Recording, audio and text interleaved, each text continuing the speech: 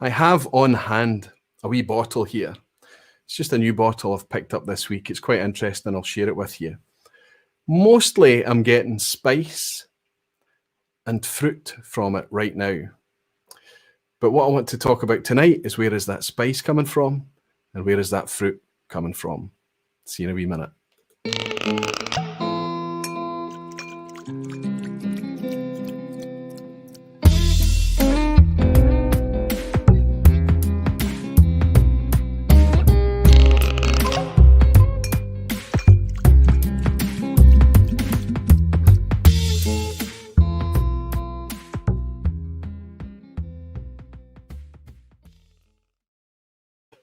Hello, whiskey folk. Hello, everybody. Welcome to another Thursday night. Welcome to the vPub. Hope you're all doing very, very well. Wonderful to see so many of you. And again, can I just pause and mention that before we get started? Is I'm sitting here setting up and actually often questioning myself as to what I'm actually doing, looking at a 2-hour window ahead of me where I'm going to sit and be talking about whiskey. You can doubt yourself, honestly speaking, and wonder what you're going to come up with and what you're going to talk about. But then you look down and you catch the chat and everybody's hanging out and talking to each other, having a nice time, being really, really nice to each other. You see the numbers growing and people are coming along to have this wee pocket of isolated whiskey time where we don't need to think about all the nonsense that continues to happen around us in the world. We can just take a bit of time off, put our feet up, and hang out with some whiskey friends. So thank you for being here. Thank you for turning out your numbers week after week. And of course, I have to say a huge thank you too if you're picking this up on the replay, like so many of you do. I'm going to keep up my promise of attempting to answer every single comment that's left after this video. Obviously, I get a chance to hang out with the barflies and interact with them through the live stream here. But if you're watching this on the replay, do leave a wee comment underneath and I'll try and engage with you there and I'll try and reply to every single comment as well. I very much appreciate everybody that picks this up on the replay. It's wonderful to have all of your support. It's amazing. Really looking forward to tonight. Tonight is, I do have a guest, but every time I've had this guest on in the past, it's never really felt like it's a guest on. There's not a lot of prep goes into these sessions because so much of it is just about you getting to eavesdrop a wee bit on a discussion that I'm going to have with my friend Roddy. Roddy's been on the show before. He was here in December. He was back again to give us a wee tour of Campbelltown just as kind of lockdown kicked in, I think, March or April time. And I've been kind of teasing him to try and encourage him to come back on again. And eventually I managed to come up with a topic that intrigued him enough for him to come on and participate in the vPub as well. So tonight we're going to be talking about spirit versus cask. And I'll mention the whiskey I held up at the intro here as well, because it is quite an interesting one and I want to point it out. Mark Goins is in. Wonderful to see you, Mark. He's just bought me a dram right at the outset. And he said, come on, Jimmy Legg. Isn't $5 Canadian like 50 cents? It's Jimmy bought me a dram as well. Jimmy did. I missed it. Jimmy, I'm glad that Mark pointed that out. He's saying, Roy, I'm only drinking great whiskey tonight in Roddy's honour. Yellow Spot, then Springbank 15, then Kilkerran 8 till the end. You're killing it, Jimmy Legg. Well done. And I'm sure that all of those would be Roddy approved as well. I'm going to raise a wee dram and thank you both for your virtual drams. Thanks, Jimmy, and thanks, Mark. Cheers. I just noted as well, another friend has just dropped in. Daniel Whiskey Throttle from Canada. Roddy, love that guy. Still have some of the bottles I bought from him when you took me to the store on my last day in Scotland. Or was it your last day? It was your last day, wasn't it? Because we went in to get some souvenirs and some airbags as well to help you home. Did we buy an extra suitcase as well, Daniel? We might have. Cheers, my friend. Wonderful to welcome you in as always. Daniel, cheers. I'm going to, before I talk about this whiskey that's in my glass tonight, I'm going to drop in and welcome some of the beautiful whiskey folk and dedicated barflies. Wonderful stuff. Andrew Pears is here. Good to see you, Andrew, as well as my friend from Glasgow as well, Precarious Dave. Gary Carew, Simon Ray from Nottingham, Luna Aaron, Radek is here, Marcus Kreitner is here. Wonderful, Marcus and Radek, great to see you. Donald Rance in Canada, Graham Young also in Canada. Steve Anderson as well. Wonderful to have you, Steve. Always looking after me. Great to see you in. Who needs prep when it's Roddy? That's right, Steve. Absolutely. Maybe I lean on him a wee bit too heavily. I don't know. Jimmy Jazz is here. Good to see you, Jimmy. Lee J. Brown, Hellswood, Helen. That's Helen and Andy. Hopefully sitting together down south. Donald Rance. Donald, you're in Canada as well. Got a lot of Canadians in. As always, fantastic support I get from the provinces. James Burgoyne is here too. Pete Head is here. Good to see you, Frank. Cheering for Roddy as well. Graham Fraser. Good to see you, Graham. Is that? No, Graham, you're not Canadian. I'm stuck for a second, Graham. You'll need to remind me where you're from. Richard Hall is here from down south. Whiskey Central, that's Shayla from the States, I guess, but currently residing in Mexico. Good to have you in, Shayla. Sunday Evening Scotch, that's Michael Porter from the States. Wonderful, Michael. Good to see you. Ben Demon Hunter, Dancing Midgie, that's my friend Glenn from up north. Orange Wool, that's Rule. Good to see you in. Che Francis is here. Drew from Arizona, wonderful to see you, Drew. Mrs. Swift 67, I think that's Andrea. Good to have you, Andrea.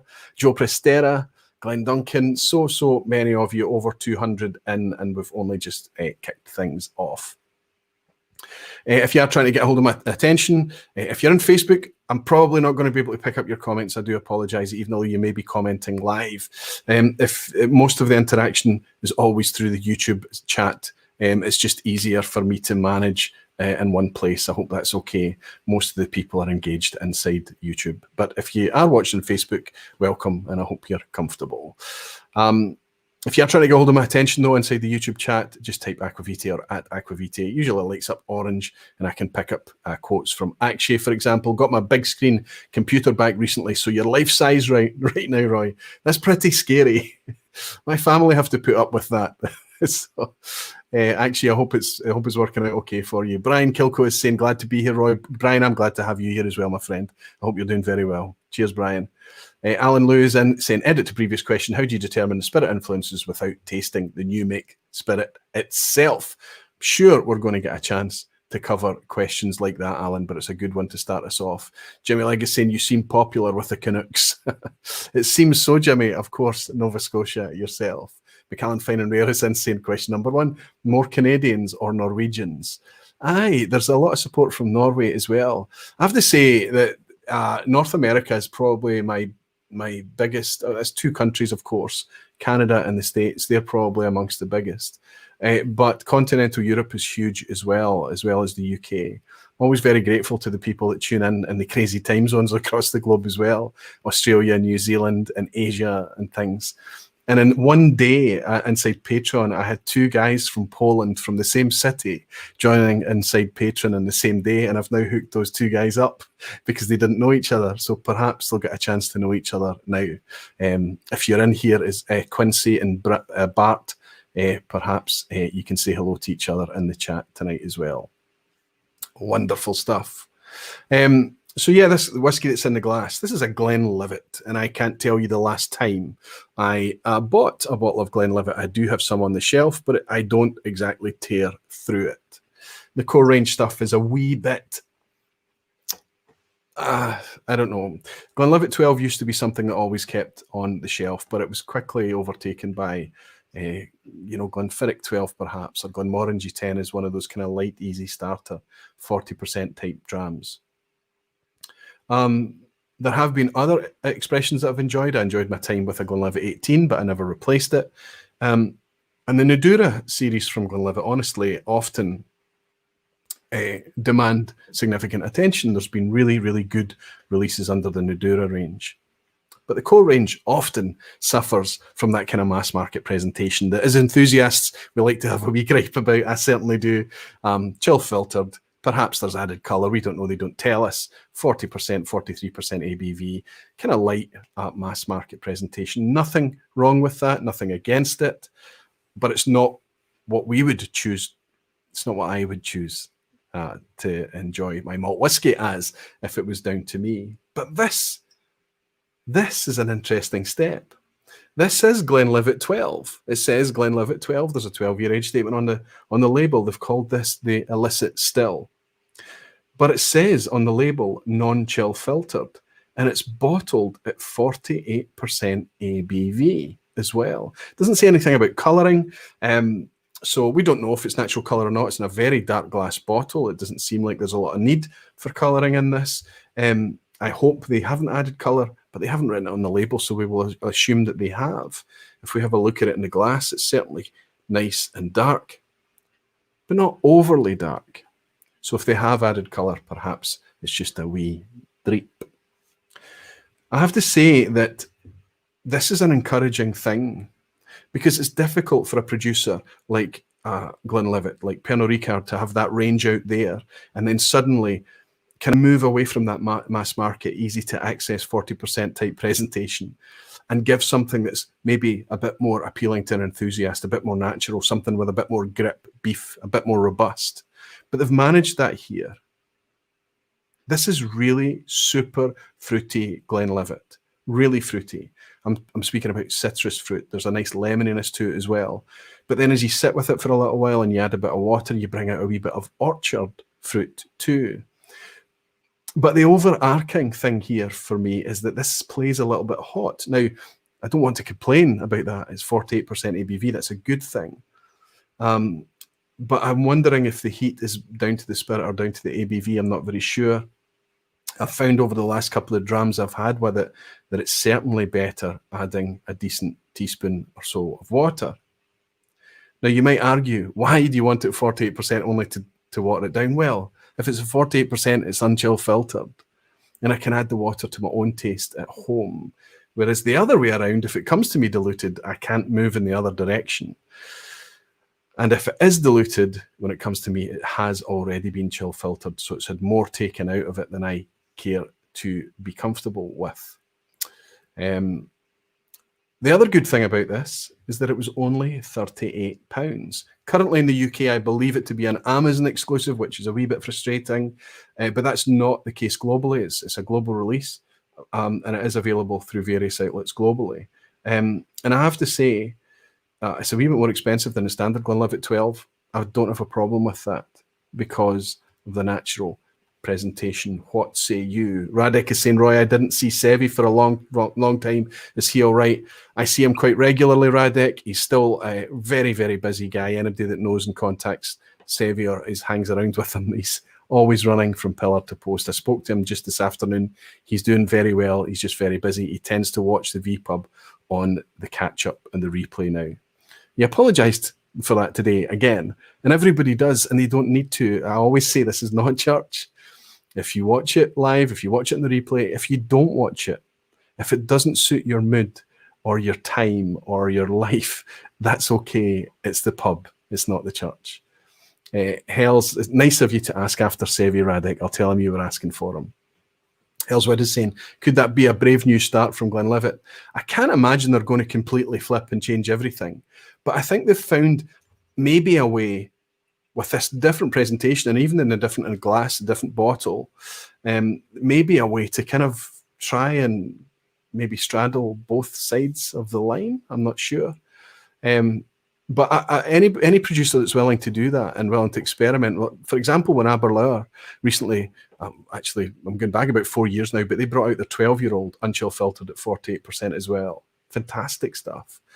Unfortunately, it stopped there, so it might be under the same stewardship, and it's obviously Pernod Ricard Chivas, same company. It might be the same idea as that 12-year-old unchill filtered. I can't imagine they're going to change their whole lineup and point it towards a more kind of enthusiast style presentation, but we'll see. Quincy is in here tonight. Quincy over in Warsaw, thanks for putting us in touch here in Warsaw. We exchanged emails and tips already. Fantastic, Quincy. You're benefiting from that kind of barfly culture thing. There's lots and lots of friendships being sparked in this community, in this chat. I encourage it if somebody is thinking about going to a meetup and they're in a certain part of the world and they want to share it with me and ask me to announce it, I'm happy to do that. I'm happy to support people connecting wherever you are in the globe. Same for starting clubs, going to festivals, distillery trips, travel, whatever it may be. I'm happy to support people getting together. It's very, very difficult this year, I know. And despite good news on the horizon, it's going to be a long time before we claw our way out of this mess, unfortunately. And aye, laddie, Rombout, good to see you, my friend. He's saying, so are we talking oakiness? Let me not, I've only got one more thing. I want to just say a quick thanks. I was in a Sullivan's Cove tasting last night, and that stuff is pretty rare. So I had a really nice chance to try 5 of their releases from Sullivan's Cove. It's stuff that we would never ever see in the UK, would never be able to get hold of, and it would be very expensive if we did get hold of it. Plus their new make, which was their kind of, they called it vodka, but I guess it wouldn't be vodka here. It was just their kind of new make spirit. And also managed to try a brandy from Sullivan's Cove as well. It was a really interesting lineup, part of the London Whisky Club, actually.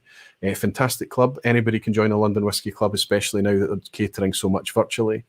And I have to say, Samuel, and especially Heather, hosted that entire session last night from Sullivan's Cove, and everybody was hanging on every word. It was really insightful. It was very, very good to listen to and just get a handle on whiskey that we don't normally connect with. But Glenn Duncan, talking about people all over the world, is down there. He's in Tasmania, and he sent me a selection of Tasmanian whiskies. He sent me a bottle of this Tasmanian independent bottlers. He sent me a Lark, a Hobart. He sent me a Sullivan's Cove single cask, another Sullivan's Cove. I think I got 3 Sullivan's Coves from him. An Overream, another Overream, and another independent bottlers from Tasmanian Independent Bottlers Sherry Cask. 8 drams from Glen, all things that I wouldn't even see on a shelf or available to buy. Fantastic, Glen. Thank you very, very much. I'm going to enjoy spending a little bit of downtime and enjoying these. I'll feed back to you how I get on with them. We're already 15 minutes in. I'm looking over my shoulder. There's actually 2 guests in tonight, but one of them is hanging out and sitting in the background. And the reason for that is the quiz at the end. We always leave the quiz till the end. We put it out at the end because not everybody likes participating in the quiz, and it's quite late with time zones and everything, let's be honest. So it's always been parked at the end. But if I ever did anything to remove or ditch the quiz, there would be mutiny, I don't doubt. So it's going to stay. But tonight it's time for me to have a wee bit of my own medicine. So I reached out to Menno in Belgium, who's been contributing quite a few quiz questions recently, and I said, how about putting together a quiz and hosting it? Coming on and I'll participate. I'll take part in the quiz. You can ask me anything you like. So he took the template and he went off and he made a quiz. And later in the stream, Menno is going to come in and be our quiz host tonight. So you can watch me suffer along with you. I hope that's going to be a bit of fun. But I see that Roddy is in the background. Give me a thumbs up, Roddy, if you're comfortable and ready to come in and say hello. He's ready. I'm going to welcome in Roddy, my friend Roddy from Glasgow, locally from Glasgow. He's the secretary of the Glasgow Whisky Club. He works at the Good Spirits Company in Glasgow. Many, many of you know him already. But he's just generally an all-round whisky celebrity. And always a pleasure to welcome him behind the bar in the vPub. Hello, my friend. How are you doing? I'm all right, Roy. Thanks. Yes, I'm well. I know you got the screen height lined up earlier, and I messed it up by going to get glasses. So I'm just trying to. There we go. That's not we want you in a nice authoritative position. We want your eyes up nice and high, and we don't want you looking like you're peering over a wee dike, right? A wee shelf. Nice T-shirt as well. I'm dead chuffed to see you sporting the recycled bin there as well. I even have a glass topper. Now, these are out of stock right now. I'm desperately trying to get them back into stock again, but I have a wee glass topper with the recycled bin on it as well. I'm fully branded tonight, Roy. Oh, magic. You know, it went through my head when you dropped off the drams earlier this week, and you went away, and I went, I wonder if I've actually given Roddy any of those Glencairns. No, away. But I think I gave you them for appearing on a previous vPub. I think when you were able to sit alongside me. That's right, yes. But it's always a pleasure. I'm always grateful when you drop in. I'm going to have to start paying you an appearance fee, I think, in future. But you have to see that the chat is lighting up. Everybody's saying, Roddy. And before you were on, because I'd publicised that you were going to be coming on tonight as well, everybody was excited about to have you back on. And I think the feedback I got from the previous times you've been on, Roddy, is the fact that people just enjoy kind of eavesdropping, almost kind of listening in on that kind of whiskey discussion. that for so many of these guys, they don't get a chance. They're not in a big city, perhaps. They're certainly not in a city with a whiskey club. And I think we are very privileged in Glasgow that we have multiple whiskey clubs. We're also in the country that makes the spirit as well. But we also have a Roddy here. Aye, listen, I'm always going to make you feel uncomfortable by blowing wind up your skirt, but it's always been a pleasure. And let me start off by saying this, actually. It's always been a pleasure for me to enjoy eavesdropping on the conversations you have or us interacting at the Whiskey Club. And I'll give you an example of that, and it's very appropriate for tonight. We were just having a general discussion, and you mentioned when we were talking about spirit versus cask and wood influence and things like that. And I talked about having tasted a new make quite recently and remarked on how sweet and fruity that new make was. And you said, yeah, I tried it. You said, I wasn't sure. I'm not going to say which new make it was. You say, I wasn't sure, you said. And I said, why is that? He said, well, I tend to find that the most challenging new make makes the most interesting whiskey. Do you remember saying that? I do, Roy, I do. Yeah, I think... you know, you've got to sort of, when you taste a new make, you've got to factor in a minimum of 3 years and more typically 10 or 12 years, you know, and that changes the spirit a lot. Certainly in the context of Scotch, it's going to be sleeping for a while. Yeah. Mm-hmm. So I remember the examples that you used. I think Springbank, Macallan, Ardbeg, and there might have been one other like Mortlach or something that you mentioned as well, that as new makes go, these were quite bold, robust, difficult to enjoy as a new make spirit. And that kind of, so I guess what we're going to talk about tonight, the subject that I'm kind of most interested in, is that as we encourage people to vocalize and talk about the flavors and the tasting notes and the aromas that they're getting from their whiskey, to try and go along with that, help them consider where are those notes coming from. Is that more kind of a spirit-led type note, or is it more likely to have been a maturation thing? We see it a lot on Diageo's website, malts.com. They write in bold in one of their whiskey category. They write across the top, the majority of the flavour in whiskey comes from the wood, they write. Now, they might have reasons for writing that, of course. You might remember a campaign a few years back from Gordon and MacPhail. The wood makes the whiskey. Now, it's clearly their focus as an independent bottler. I know they're much bigger into distilling now when they did this campaign, but as an independent bottler, they're going to market the fact that it's wood because it's their casks that they're filling, of course. But I put it to you, Roddy, is all the flavour that we enjoy in our malts from the wood? Well, I think,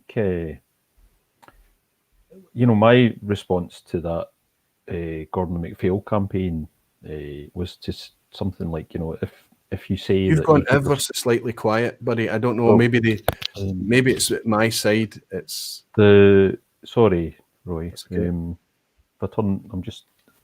Is that too loud now? No, it's okay to me just now. Is that? I'm not sure. That's better. That's better. Yes. Right. Okay. Yeah. Sorry about that. I don't know I don't have the fancy setup that you've got. I know it was me. Sorry to put you off. You were talking about Gordon and MacPhail. Yeah, I think if you're saying that 80% of the flavour comes from the wood, then to me you're doing it wrong. I think what when you taste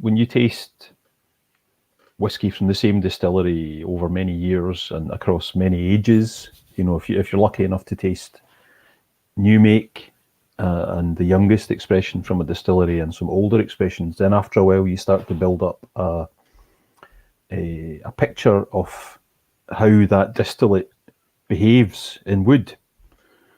And then, you do that with many different whiskies. And I get, we're lucky in Scotland that there's more than 100 to choose from. Yes. And after a while longer, you sort of come to the conclusion that you can sort of start to see a pattern that across distilleries. And then usually, or for many people, a lot of the people that I that I know in the industry, or fellow members of the club, you sort of home in on this position where you realise that the whiskies that you think that excite you the most, or that seem the best, whatever that means, are the ones where you know from having tasted so many other whiskies, are the ones where there's both spirit character and wood character, and you can taste both, and you can appreciate both, and they sit together nicely, and I think that Gordon MacPhail campaign, or the Diageo, the malts.com tagline, or the way that so many bottlers or distilleries in the past few years have sort of emphasised different woods. To be honest, I think that was a response to the shortage of mature spirit that developed, sort of late 90s into the 2000s. Yeah. Well, it sort of after 2010, we started to see demand for malt whiskies just going up and up and up and off the scale, and so distillers respond to that by rejigging the range. We seem to have passed the peak of it, but there was a period where it seemed like every single distiller was introducing a no age statement whiskey, because they didn't have the mature stock anymore.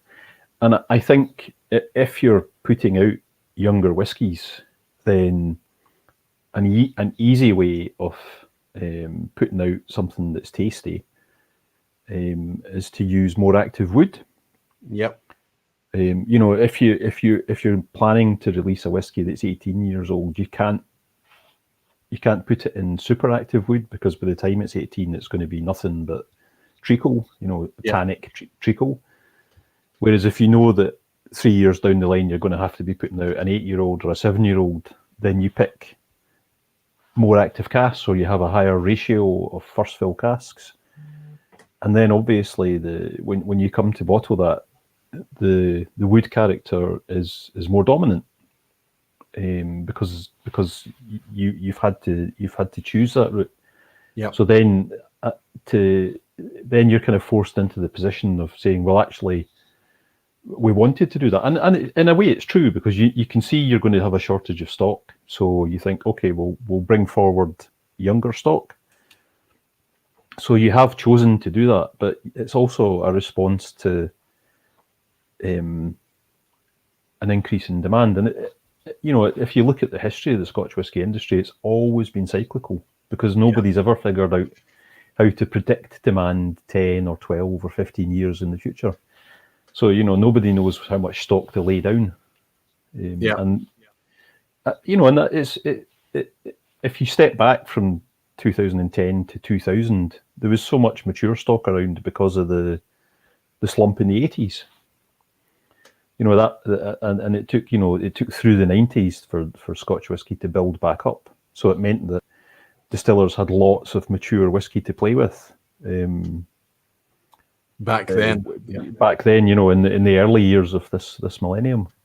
And we saw age statements back then going from 8-year-olds on a Talisker and 12 years old on a Lagavulin to suddenly being 10 years old and 18 years old on Talisker and 16 years old on the Lagavulin. And we saw age statements to the point that we consider a 10 and a 12-year-old malt whiskey now to be fairly young. But there was a time that was very well aged. That was a very mature spirit. I'm just going to sort the eye level issue out. Look. Oh, sorry. Drop down a wee bit. I need to say thanks to Jimmy Legg and say I definitely helped with the appearance fee. How handsome is that guy? There's one of your fans in as well, Jimmy Legg in Canada. And Whiskey Reaper has bought me a dram as well. Both Jimmy and Whiskey Reaper bought me a dram. Cheers, guys. Sorry, I almost missed them. Everyone is saying hard to have a sherried whiskey or even a bourbon barrel flavoured whiskey without the wood, correct? Otherwise, it would hard to have a sherried whiskey or even a bourbon barrel flavoured whiskey without the wood, correct? Otherwise, it would be first fill.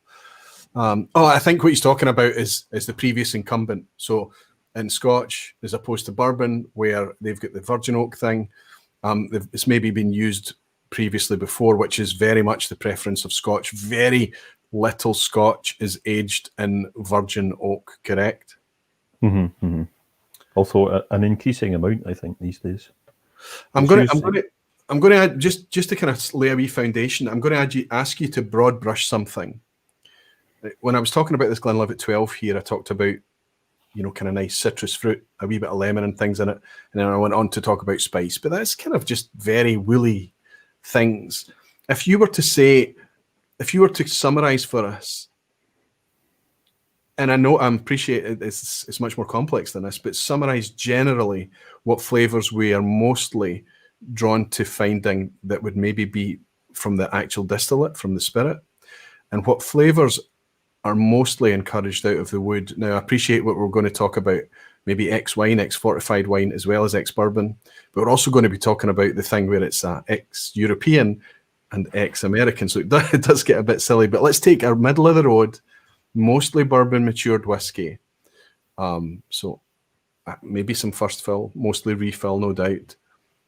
What kind of flavors would you expect as a very generic summary? Okay, so something like Glenlivet 12, and I've not tasted that one that you've got there, but thinking about the old Glenlivet 12, it always leads on the nose to me with green fruit, so pears, sort of quite crisp green fruitiness, and that's a fermentation characteristic. Like any time that you find fresh fruit in a whiskey, that's fermentation. And then if you think about something like the Deanston range, they've very often got a malty character. So you're thinking of malt loaf or the kind of maltiness you might find in beer, and that's the raw ingredient. That's the malted barley. So that's clearly spirit driven. That when we get that doughiness, that cereal biscuitiness, all of those kind of notes, that's clearly spirit driven, right? Mm-hmm. Yeah. And then when you I'm struggling to think of an example now, but if you think of something like Glenfiddich 15-year-old, so Glenfiddich, like Glenlivet, it's got that sort of fresh green fruit character. Apple pear orchard fruit type thing. Yes, that's exactly what I was going to say, Roy. But when you go to the 15-year-old, then you immediately see a real kind of sort of sweet stewed fruit character to it, and that's coming from the sherry casks that are contributing to that vatting that makes up the 15. So when you're seeing that sort of cooked fruit character, or that's more dried fruit, a cask influence. Yeah. It's complicated though, because the part of the dried fruit notes comes just from thyme and wood. My screen's gone black, Roy. Everything's fine. We can see you. Your camera's fine. Right. I don't know what happened there. It's just it went black for a minute. I'm on Ethernet. Anyway, sorry. So you're coming through loud and clear, perfectly. Right. Okay. So to carry on with the Glenfiddich 15, you've got that stewed fruit, dried fruit character, and some of that is the sherry cask, but some of that is age. So oxidation. As soon as you start digging into this, it gets more complicated, and it's even harder than that to tease out, because some of the oxidation character that's going to be contributed by the sherry casks that Glenfiddich 15 uses will actually go back to the wine, the sherry that was in the cask before it was ever used for Scotch, because that style of sherry, Oloroso sherry, that's an oxidized wine. Yes. So there's layers on layers on layers. So a counter example would be something like a young Glenmurray, which has always got a really bright coconutty sort of nose to me, and that's the kind of thing that shouts American oak. Right. You know, it might not be first fill barrels, because then you get that real bourbony character. But you know, even in a good second fill American oak barrel, you get that sort of lovely coconut character. You do. Yeah. As a wee prop tonight as well. What Roddy and I have done is to exchange some blind samples, and his interpretation was kind of cool. What he's done is he's given me 3 samples from the same distillery. I don't know what these are. I don't know what the distillery is, but I've got them here in front of me. What I've sent to Roddy is something. It's not a blind challenge. It's not to test Roddy. It's not in order for him to try and decipher what the whiskey is, or even the maturation style or whatever. But it's just to get his feedback as he goes through the 4 whiskies, and to kind of listen in and eavesdrop on how he would kind of interrogate that dram, and what he might consider would be more spirit influence, and what he might consider more cask influence. I have picked, the 4 drams with some. But I mean, it might backfire, it might not work. But what I've tried to do is pick something that's kind of cask driven, pick something that, despite everything, is very spirit driven, and then pick 2 that I feel are really quite from the same distillery that I feel are quite interesting to compare. Anthony Dunn has bought me a dram to say, "Hi Roy, has anyone managed to work out how to uncork a bottle without the squeak that draws the attention of the wife of a bottle opening?" That's in reference to the new Aaron with the round shoulders that doesn't glug, right? So for secret pouring, as James McTaggart shared with us, that nobody will hear you pouring another dram if it doesn't glug. My only thing to say about that, Anthony, I've got this kind of muscle memory thing that I do now, and I pick it up. I remember Julie encouraging me to do it at the Whiskey Club as well, just to kind of gently tip the bottle to wet the cork a wee bit, but you're not going to get rid of that squeak. And I know you're just kidding anyway, Anthony, but yeah, there's no stealth. What I would suggest, Anthony, is you just open the bottle and leave it open. And it looks like Alan McLaughlin has I don't want to miss that. Alan, he said, was really looking forward to this tonight, but was up really early and now running on fumes. Slancher Roy and Roddy will watch us on the replay. Local Glasgow boy as well, Alan, often in the Good Spirits Company. Alan, buddy, if you can't keep your eyes open tonight, this is always available for you in the replay. Thank you very much for your virtual dram. And Jim Jensen over in the States, congrats to Scotland winning 2-1. No way, they did.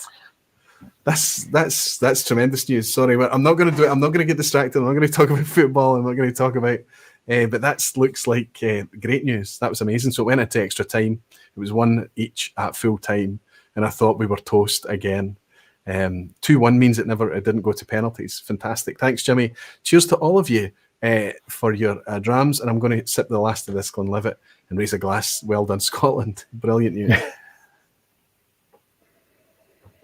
A major finals, first time since 1998.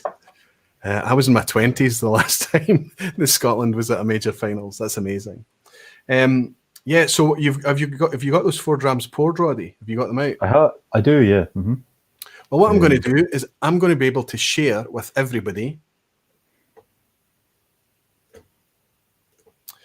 in the chat what your drams are. Everybody can click on this link, and it'll take them to a wee slide that'll show what Roddy is tipping. You won't get to see that, Roddy, but I mean, it doesn't really matter. It's just what we want to do is kind of talk through them one by one. So I would encourage you to maybe start with the red and yellow, because I want to use the blue and green as a wee bit of a comparison. I had lined them up red, yellow, blue, green, actually. Perfect. So now that I can see that we have 33 people poured into that slide, so at least there's a few dozen of the barflies pouring in to have a wee look to see what you're sipping. What's in that glass now? What colour are you sipping now? That's the red. It's the red one. Okay. So I felt this was an interesting whiskey to share with you. I don't know if it's one that you would have ever tried before, but how is it playing to you? They're all super interesting. I love a blind tasting, Roy, as you know. We both do, buddy. We both do. We're obsessed. Perhaps because of tonight's theme, I was trying to categorize these in terms of cask, which is probably Super the wrong different. thing, because it immediately leads you down a path of like, well, it must be this, that, or the other. But it did seem to me that this dram is it's lighter, it's brighter. I haven't tasted it yet, so my first thought was that I'm seeing bourbon barrel influence here. I did think to myself, is that a bit of coconut in there? I'll just taste it.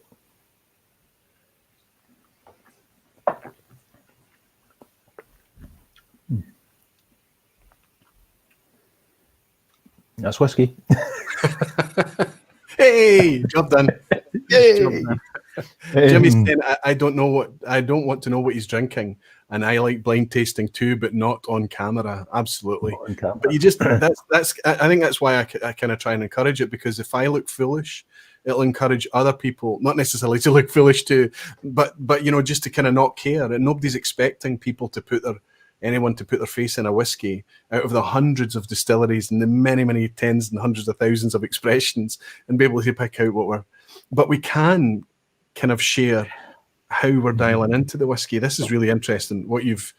I think you've made this a wee bit easy for me, potentially, if you've given me 3 things from the same distillery, because on the first sip from the first dram, it's very overtly robust, let's say. Robust. Yeah, it's very, very. I'm drawn immediately towards Campbelltown.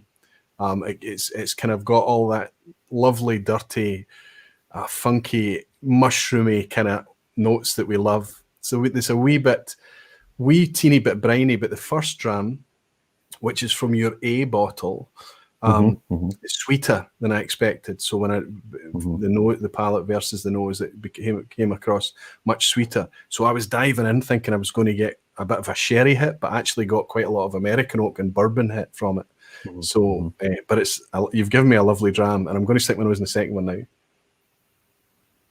DNA is absolutely there with the first one. Yeah, this is darker a wee bit. I think you've been nice to me. Are we in Campbelltown, Roddy? I thought the question was, is it a Speyside? Okay, sorry. We are in last one. We are in Campbelltown, Roy. This last one is darker again, but this is something's gone odd with. There's something odd with the last one. I'd agree with that. Yeah, absolutely.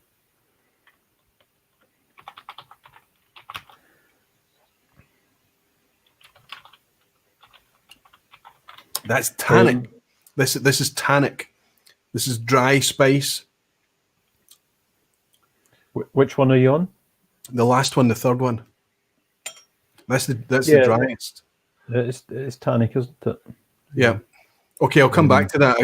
I was enjoying talking about yours. I think I'm feeling comfortable. I'm going to enjoy my drams tonight. Thank you very much for these. But I've actually given you what I think are quite. I've not given you anything, dodgy or cheap or anything. I've given you kind of nice whiskies.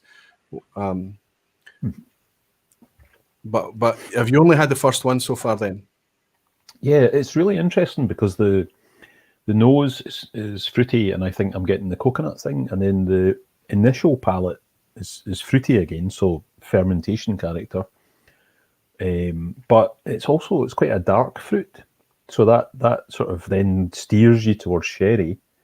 But then on the finish, once you've swallowed it, you're left behind with the coconut again. So I've no idea about the distillery, but I feel that's bourbon barrels. This is probably one of my favourite whiskies from this distillery. And you can if you sip it alongside a sibling, you can find DNA. And what I find in this dram, and it's a bit more muted in the dram that you have there, but there is an ever so slight lactic side. I wonder if you would pick up on it if you went in again, and like an almost. Sometimes if you talk about lactic notes, you can. I think we're certainly in the realm of spirit distillate when we're there, right? Yeah. But when we talk about the lactic, the dairy side, it can be a faint and off note, something that people don't like. But sometimes, like in a daft mill, for example, or in this case, I think it's lovely. I think it even adds a slight creaminess to the whiskey. I do get the creaminess. Yeah, it's there. It's sort of it smooths out your gums, doesn't it? Yeah. Yes.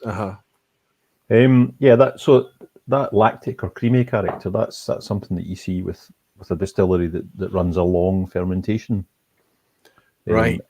And then, as you say, it can be a fainty thing as well. So it's like where do you take where are the cut points for the distillery when they're so it's definitely spirit character, but it's complicated. It's complicated because fresh bourbon barrels can give whiskey a creamy character too. And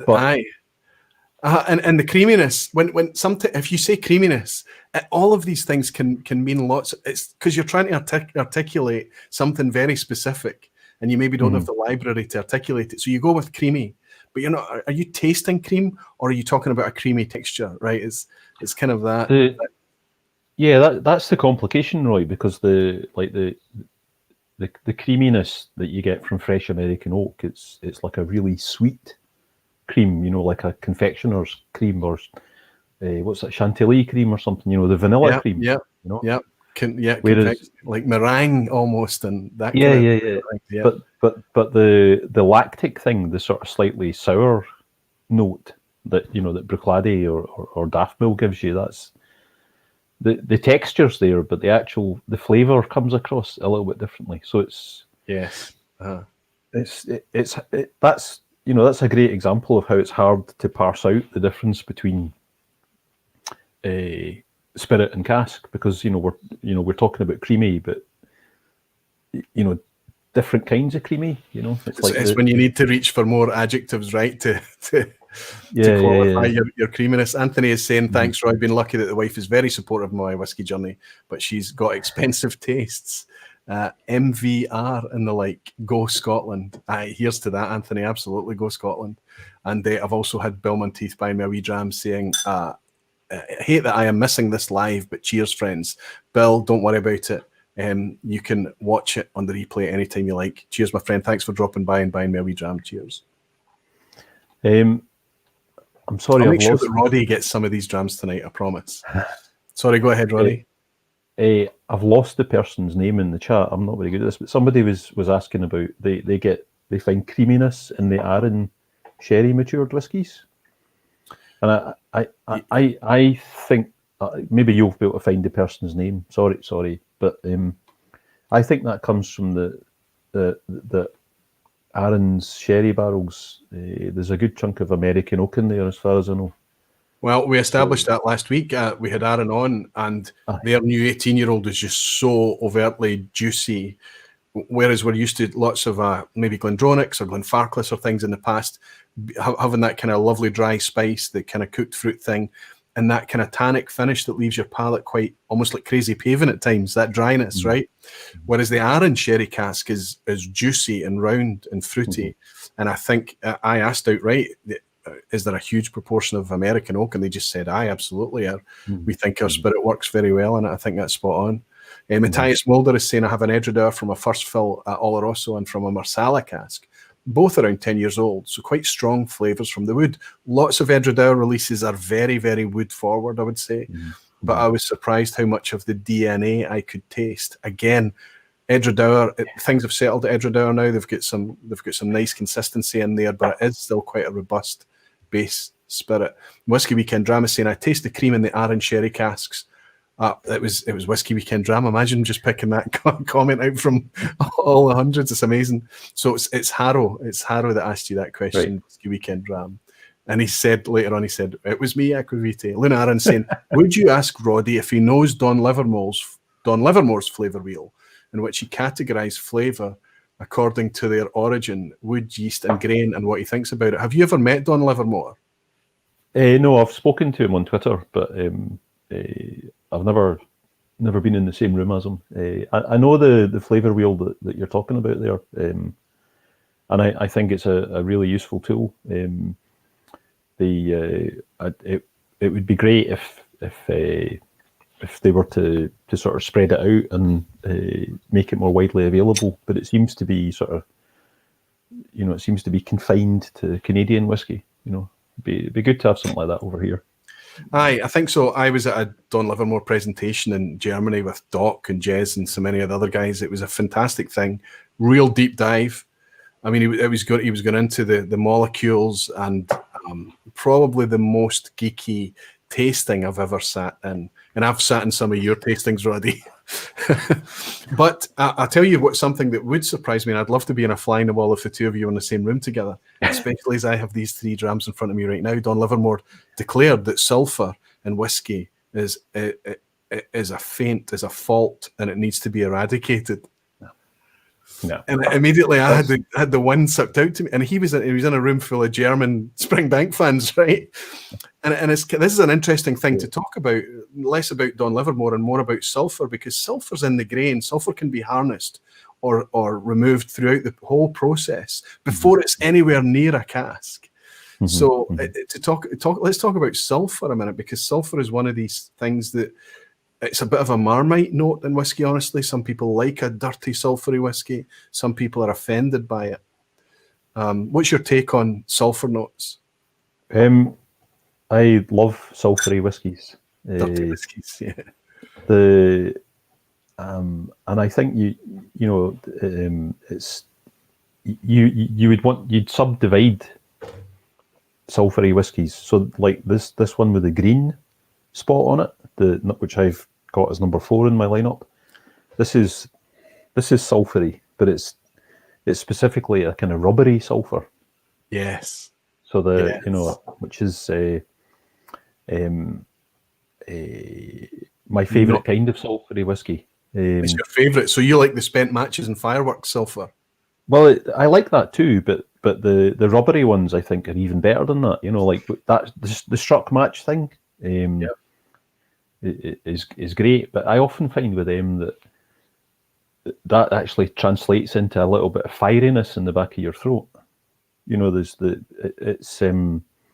I don't know why, I don't know the chemistry of it, but when sulfur's expressed like that, I tend to not enjoy the mouthfeel as much. Whereas something like this, when it's rubbery, that does it for me. That really does. Do you know?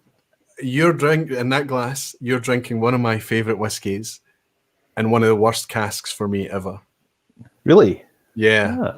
That whiskey, this distillery does not last. If I open a bottle from this distillery, it's gone. That's just what happens. But that bottle there has been open for, I would guess, 3 years. And it's because that kind of sulfuriness that you're talking about there, I get a matchbox sulfur from that whiskey that you have. Right. It's interesting that you've kind of got that more rubbery end of it. But I think that the sulfur that I completely can't connect with, is the one that almost goes on to be a wee bit eggy. That. Sorry, Roy. Yeah, I'd agree with you that's kind of like where it's. I mean, it's all to do with levels, isn't it? It's like you get a little touch of sulfur, and you're like, oh, that really boosts the whiskey, and then you get some more, and it's like the real sulfur fans and the German whiskey drinkers, and then it goes beyond that again, and you get into the rotten egg territory, and nobody can drink it then. Aye, that's right, and probably the rotten egg thing, and I would argue as well that maybe the rubbery, maybe the firework, that tends to be a cask thing, right? And the kind of the more kind of rich, earthy, dirty, malty thing that you get is maybe more of a spirit thing that can sometimes play a bit sulfury. Would you say? I don't know about that. Good.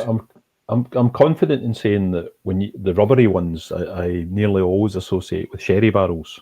That to me seems to be something to do with the wine that was in it before. Has sort of translated into that kind of rubbery sulfur, and then the earthy kind of sulfur. I associate that more with peated whiskies, Right. Okay. rather than unpeated whiskies. But I don't know about that one, Roy. That's it's a bit of a head scratcher, that one. Aye. And I think that's the fun of it. That's the fun is that not only are we tasting slightly different things at times, and what happens is you both sit down.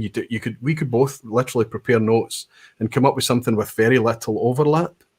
But then as we spent time drinking it together and discussing it, the overlap would inevitably increase it's almost like you're leading the power of suggestion. Well, it's more that, I mean, we see this happening at the club, Roy, when we're able to sort of sit down together, that it's not so much that we're leading each other, it's just that we're figuring out words that both of us can agree on for the same thing. Exactly. It's because, and that, I think, I see this a lot when I'm leading tastings, that people who aren't very good about talking about drink, because it's only the geeks amongst us, like everybody that's listening tonight, that likes to talk about their drink. Most sensible human beings like to just have a drink. But when you're talking to people who are maybe just getting into it and haven't figured out how to talk about drink yet, then a commonplace response is, well, it's all personal, isn't it? And yes. and that's true as far as your vocabulary goes. But when we're sitting in a room together tasting something that's been poured from the same bottle, we are tasting the same thing. Yes. We're smelling the same aromas. It's just the words that we use for them are maybe different, and that's why when we sit down around the table, at the club, and we have a discussion, then we can home in on things, because we're like, actually, I know what he means, and so yeah, it's vocabulary's tricky when you're talking about flavour. Because I don't mind if you're at a tasting. I don't mind when the host will say, "There's nothing wrong. There's no wrong answers. Just tell us what you're tasting. Tell us what you're tasting." That's fine if that happens, but I would much rather that at some point they step in and lead us a little bit. What did they get out of it? What's their interpretation? Because it can take you in directions in the whiskey and the glass that you probably might not have discovered. I remember very early on tasting Daffmill and being sitting next to Stefan K. And that was quite unbelievable because I was tasting certain things and I was trying to label it. His notes were like, everything was clear and upfront, and I couldn't believe that I hadn't tasted that first and foremost. That's the amazing thing. That's why vocalizing what you're tasting and being in company that are comfortable to do that can be very, very beneficial. I've just had Rock Gut Reviews in. Good to see you, Ed. I hope that's Ed, maybe Erica. Maybe both of you. A wine somm I was talking to said that some of what we taste as sulfur or earthiness in port sherry finishes might be rancio. I was going to talk about that had developed in the wine itself. Maybe I would suggest that that's going to be pretty rare, though, because for spirit for wines to develop rancio character, they need to sit for a long time. And producers that are going to lay down something for a long time, it's going to be something that they know they can safely lay down. So it's going to be the best quality starting materials, which means it's going to be expensive, which means there's never very much of it. And that means that when they're finished with the barrels for that, there's not very many barrels to go around to be sold on. So I'd agree it's certainly possible. I would suggest, though, that it's not going to happen very often, just on, because it's just on numbers alone. The other thing is, and often these casks are very well interrogated before they're filled with spirit, right?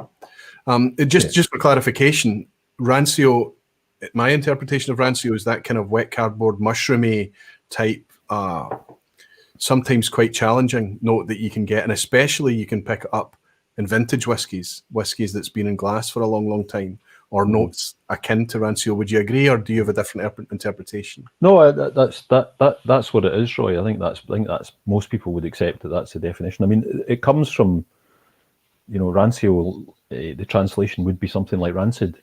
So Yes. it's that kind of like slightly off buttery Rotting. note. Yeah. It's a decay note, but it's the thing is that humans are weird and they like decay. In small quantities. Absolutely. That's I what used to seasoning love. is. That's what Parmesan is. It's a very strong seasoning, and it brings. I can't. It's difficult for me to eat like a bolognese sauce or something unless it's loaded with, because I just love that kind of slightly challenging. I mean, some Parmesans smell really challenging, right? And yet as a seasoning on food, it just works so well, and it brings that lovely savoury lick. Excellent stuff. Graham Fraser is saying Rancio is revered in old cognac. It's an expensive flavour. You almost never get it in whiskey. I think twice in 19 years of working in the industry, I've tasted a whiskey that had Rancio. Wow. And it has to be old. It has to be old. And when you say old, do you mean mature, or old as in a vintage whiskey that's been in the bottle for a while, or both? Well, it's I think the glass effect, the decades in glass effect it's a little bit different. I don't know if I'd really say that. I don't know if I'd really call that Rancio. Rancio is a wood effect to me, but we're talking liquids that are into their third or fourth decade in the wood. Interesting. Greg's Whiskey Guide in France is saying, I agree, Roy. I'm from France, but not so off-putting as rancid on my side, if well aged. So he's saying that he probably stops a wee bit short of the Rancio thing. And Sam Egan is in. That looks like a new name, Sam. Is it? I feel like I read my short-term memory is terrible. Sam, if it's your first time, welcome, and if it's not, I apologise. The taste of Roquefort, absolutely. Again, that kind of heavy, strong cheese, perhaps. Stilton or something. Decay, fish sauce. Like fish sauce when you're using a Thai curry or something. It's not something you would have on its own, but it transforms the dish. Fantastic. Do you know how fish sauce is made, like a traditional fish sauce? No, but I want to know. So I read a book about somebody that had their family came from Vietnam, and she went back, like they were Vietnamese boat refugees. So she went back to Vietnam, wrote a travelogue about it, and much of the travelogue is her being horrified about things about the cuisine. Yes. So in this book, the traditional way to make fish sauce is that you get fish, you fill a barrel with fish, you leave it in the sun, and fish sauce is the black stuff that oozes out of the barrel. Oh, wow. and yet, in ever so small doses, in a Thai green curry, you can't, if you don't put fish sauce in it, it doesn't taste right. It doesn't taste the same. Just as an example. That's amazing. It's a wee bit like the story of the herring in Scandinavia, right? I know, the jelly stuff. Yeah. Helen is saying she gets smelly feet from Parmesan. Absolutely, it's a common thing. Cresimir is here. Sniper King is in saying a question for Roddy. If I buy a small cask, let's say a 5-litre one, and decide to put some whiskey, don't put expensive whiskey in, Cresimir. What does he recommend to season the cask with first? Before the whiskey? Before the whiskey, yeah. Oh, jings. If it was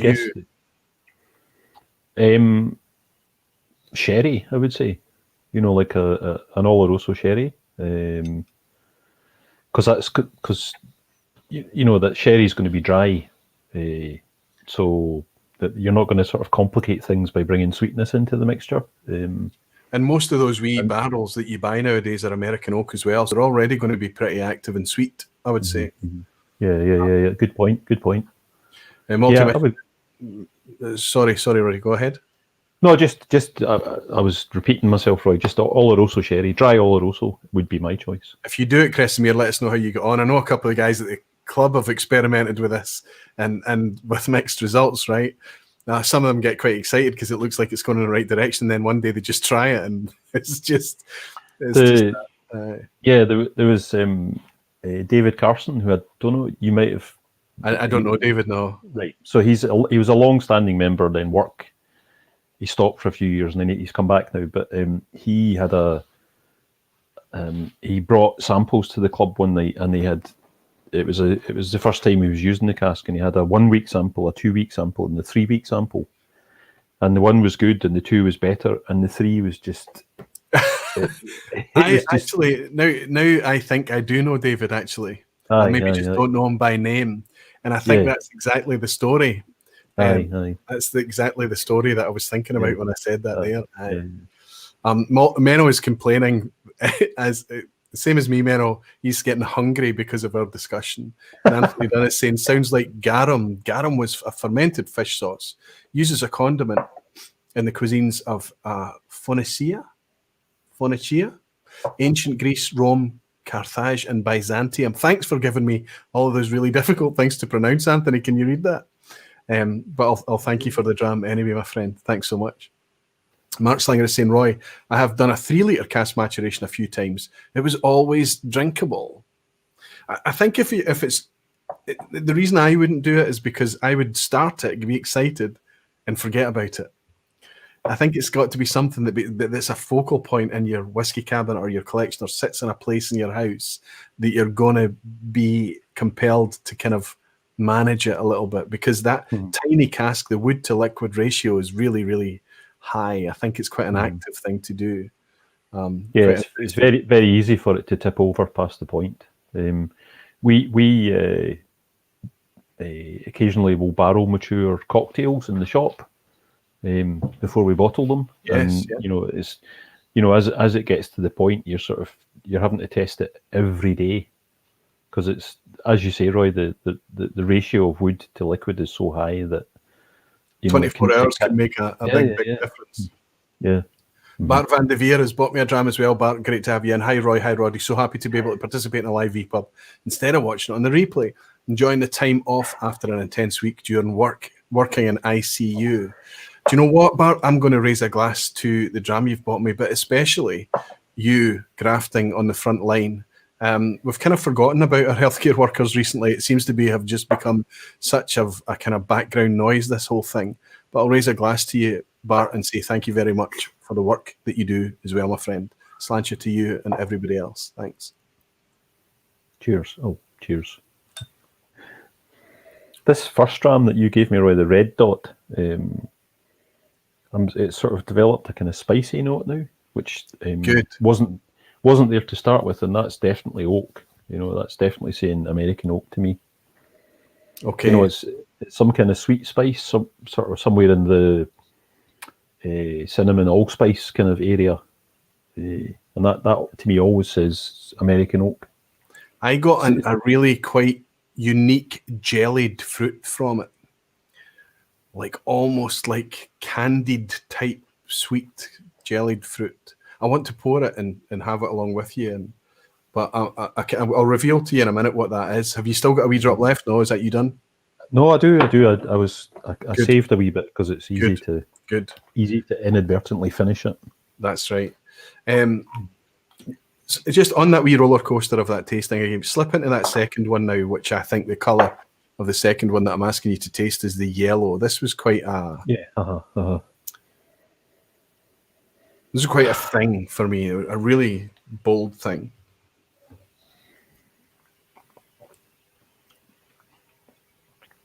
Oh, that's interesting. This is what I'd call a pungent whiskey. So this kind of it's not an off note at all, but it's maybe a bit, sharp. I'm trying to think of another word that I can use to sort of characterize pungent. It's slightly aggressive.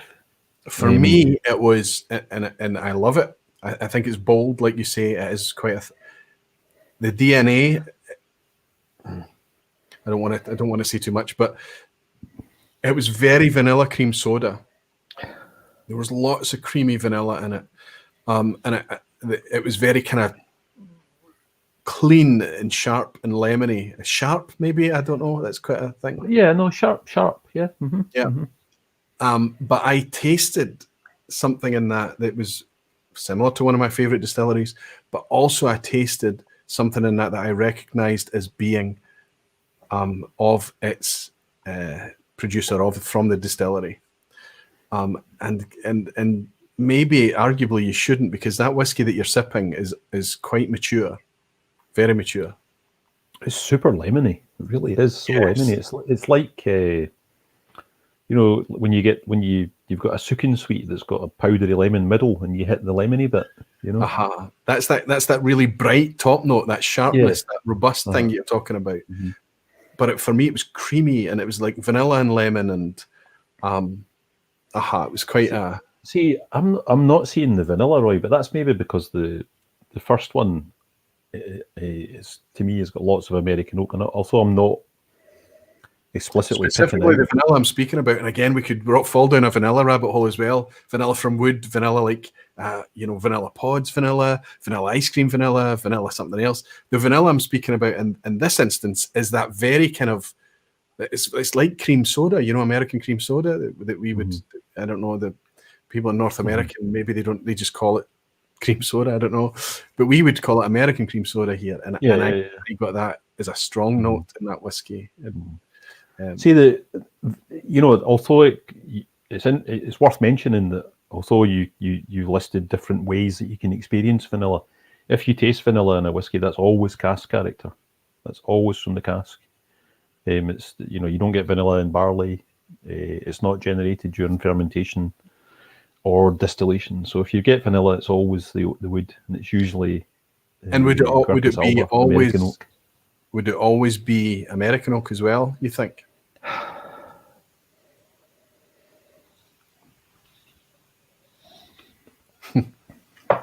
Again, with number two, with the yellow one, sorry, I've no idea what the distillery is. I like both of these whiskies very much. Well, I'll tell you what the first two are. We'll get that out of the way because you've still got a wee bit in the glass, then we can move on to the comparison between the next two. The first one I gave you was a full maturation for 13 years in a bizarre cask. Now, I don't for a minute expect you to have picked it out, because I felt, like I said at the outset, that the distillery character of this was still fully there. This is Glenmurray. This is the Madeira cask project. So it's 13 years full maturation in a Madeira cask.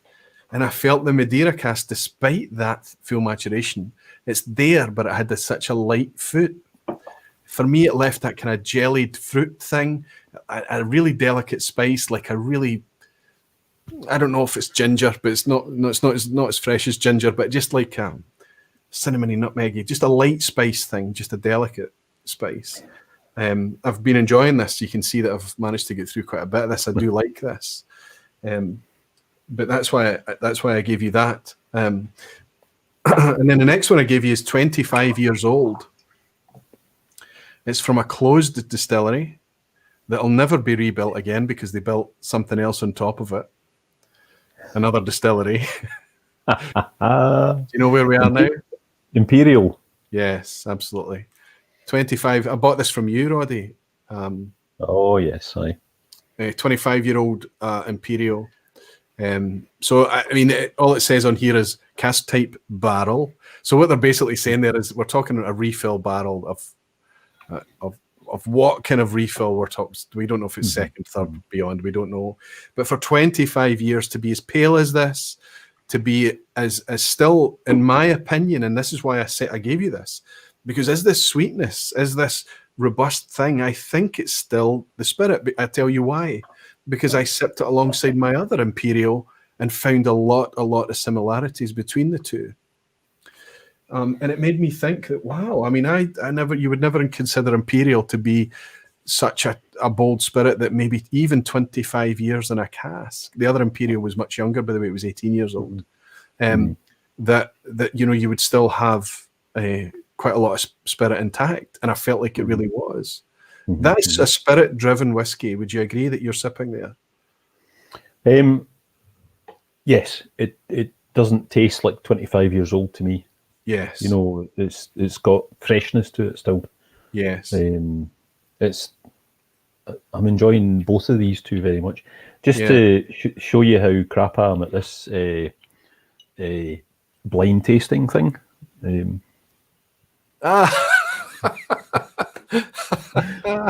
Also, do you see also how much you've been enjoying it too? Yes. Similar Phil. Fantastic. So yeah, I'm no good at this. I'm no good at in that case, from memory, when you first opened that, fully aware, not having it blind, fully aware you were sipping a Madeira cask, full maturation. Did you taste the Madeira cask influence? It tasted fruity. It's the, I didn't think to myself, yeah, that tastes like Madeira. I still don't. It's very light foot, isn't it? I think that the thing about Madeira is that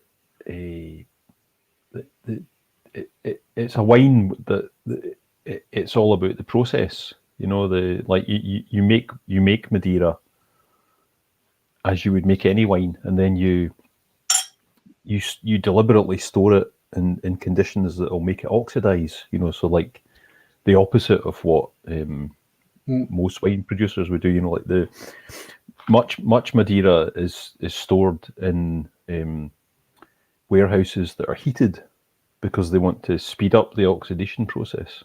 A big part of the Madeira industry is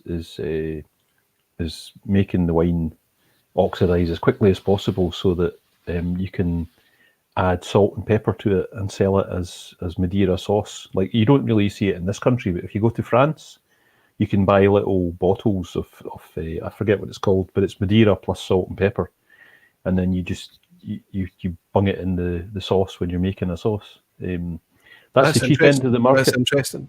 And another thing that's interesting, Madeira to me, from Spanish vocabulary, Madeira is wood. Madeira is just Spanish for wood. It's like a generic term for wood. But I've always understood Madeira as a wine to be a sweet wine, like a. Yes, it is. It is. Absolutely. A syrupy, not syrupy, but a dessert wine almost. Well, it is sweet. So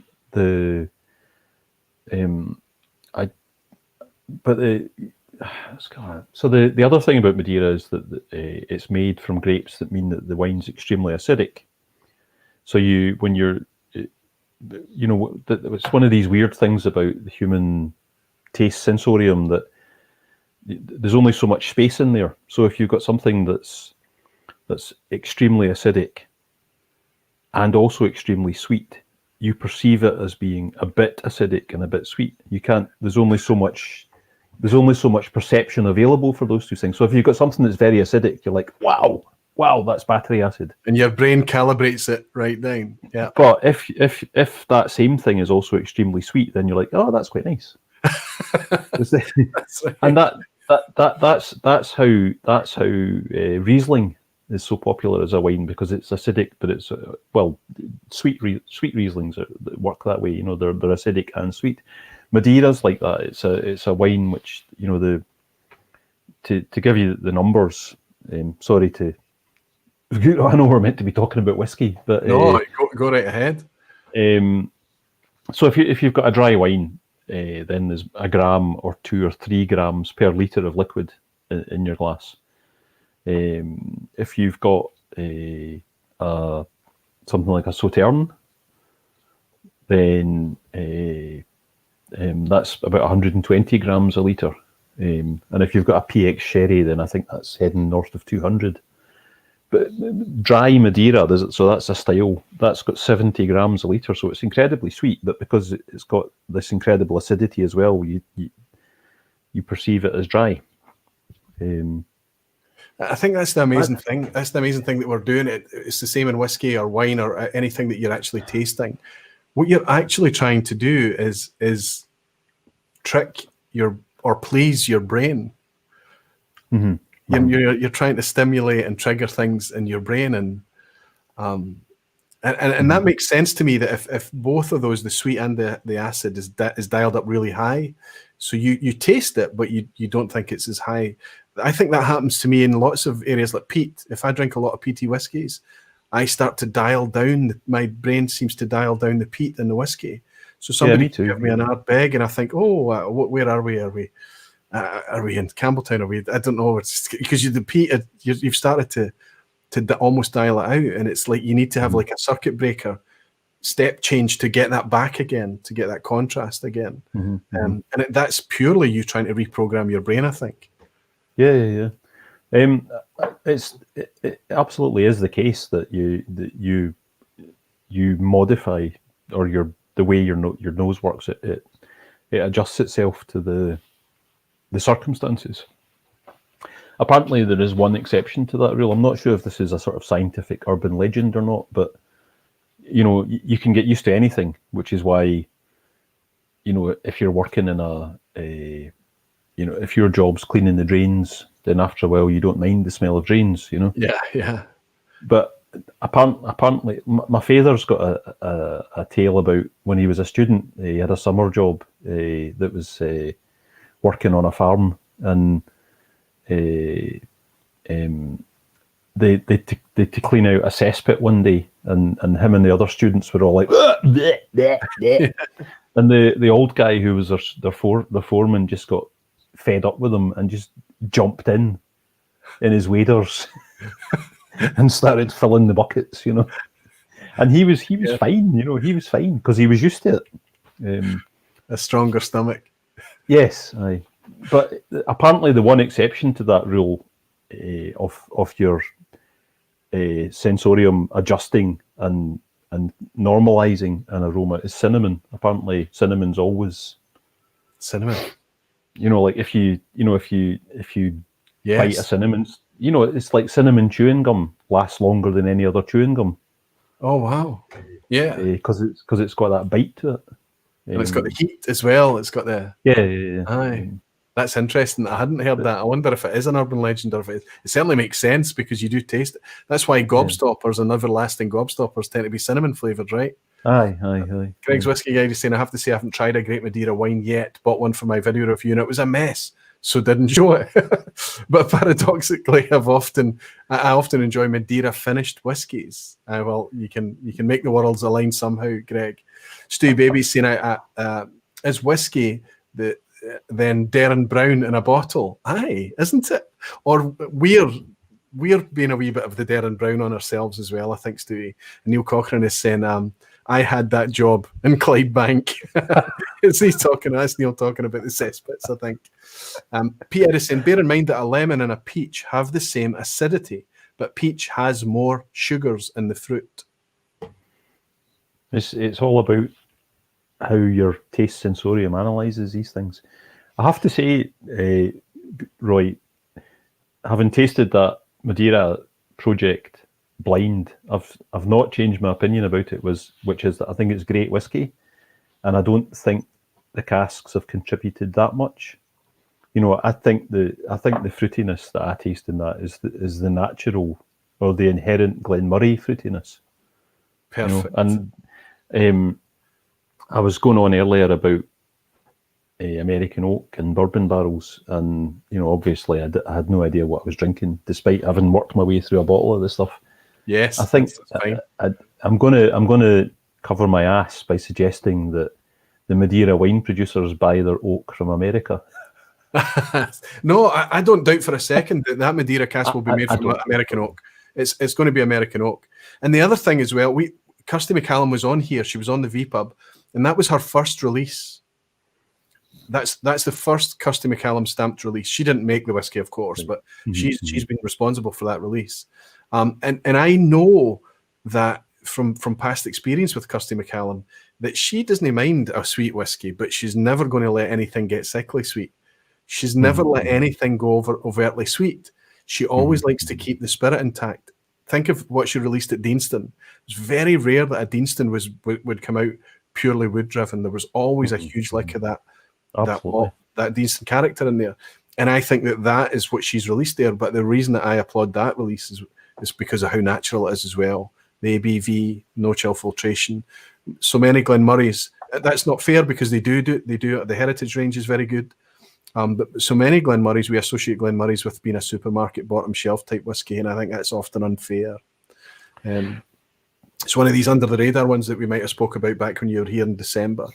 So let's move on to the last two, Roddy. These two that I gave you to compare. You've commented and said that was it the blue one you said was really quite sulfury, and I absolutely agree with you. I think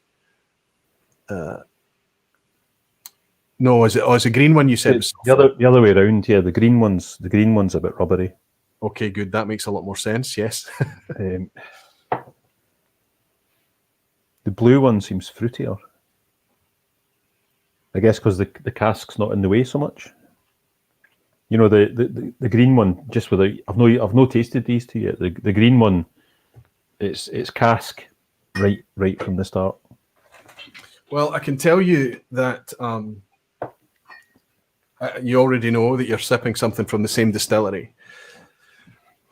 But my problem is that I think that you would be a wee bit hard pushed. They're both fairly mature. They're not young whiskies, but you would be hard pushed. This is a distillery that is famous for doing very well in one type of cask and not celebrated nearly as much in another type of cask. And it's actually it's why I've not been able to get through a lot of not been able to get through a lot of the green one. The one that's the reason I've not enjoyed it that much. And Anthony's saying, Ira, have you tried the spot range? If you were sent them, would you go through them for differences, especially with the new blue? I've not tried the blue spot. I haven't tried that yet. I think that's the younger, higher strength one. The Marsala was a Marsala cask, I think, the red spot. I love the yellow spot and I love the green spot as well. Especially love the wine finished Montelena and what was the other Bordeaux? It was the Leoville Barton. I love both of them, Anthony. I love them a lot. I could ship them. Thanks, Anthony. It's wonderful of you to offer. I'm hoping that I happen upon the blue at some point in the future. I would like to get my head around that. I love the style. I love that style of whiskey, single pot still Irish. I love the texture. I love the fact that it exists. And I think it's probably my favourite style of Irish whiskey. Thank you very much for your dram, Anthony. Cheers. Kev Grant on whiskey is in. My cousin Kevin.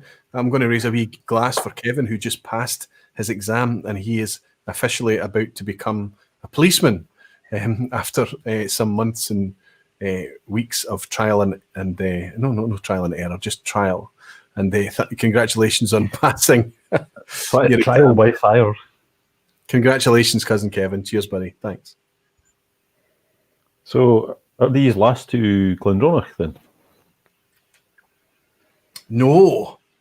Oh, what? No, they aren't. You're in the right region. You're in the right region, but you're down the wrong street. I spend a bit more time with the blue version because I think that's more of its type, and I appreciate. I think you've given me quite an easy challenge tonight. I think I've probably just kind of locked in and stopped tasting these though. But I've kind of just decided what they are, which is probably a big mistake. But go with your gut instinct maybe sometimes. But I think that this blue version is going to be much more aligned to what we would expect from this distillery, and the red one is the green dot is a wee bit out there. That's the one where you're picking up the kind of sulfury notes. I'll tell you what they are. One is the green one that you're enjoying is a 20-year-old, 1996 vintage from a refill butt. So that's what you're picking up. There is also a good chance that refill butt will be European oak. So are we talking Glengarry then? No, you're still in the east. You need to move up north. You need to come out the east nook and go up north. Where are we? And the only chance you've got of dialing into it would be the blue dot one. We're in Sutherland, Roddy. So this is Clynelish. And what we have is, like I say, a 20-year-old 1996 vintage from a refill butt, which this is the really challenging one, the really kind of sulfury one. And then we have a standard, a much more standard presentation, or a much more celebrated, let's say, presentation of Clynelish from a Hoggy. But it's a bit younger, 16-year 1997 vintage. I think sipping the two of these side by side, I think shows just how overtly powerful that refill butt is, even though it's a refill butt. Yeah, it's a stinker, isn't it? Yes. Yeah. It's completely overtaken the distillery character. Yeah. And the Hoggy, even at 16 years, still preserves some of that Clynlishiness. I appreciate you might not be picking it up tonight as I take you through Madeira casks and 25-year-old imperials and things. But Stevie is saying, your cheat sheet for that green bottle has the wrong year. Did I make a wee mistake?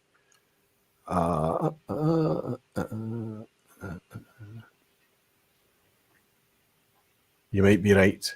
You might be right, Steve. You've always got my back, haven't you, buddy? So I'll fix that in case anybody jumps in after. I'll leave the link actually in the description box for anybody that wants to see and watch this on the replay. And Peter Hunt is saying, sorry, I'm late. Southport Whisky Club session overran a wee bit. Peter, you never need to apologise, but have a word with your club and tell them they can't have their nights on a Thursday. Okay, that's I mean, I don't know. I'm never succinct with these things. I never have like a nice little tidy summary to kind of pull topics. But I think what can help us dial in as we are sharing and talking about what we're experiencing, as we try to articulate what we're experiencing in a glass. I think it's nice to talk about whether you think it's cask influence or spirit influence.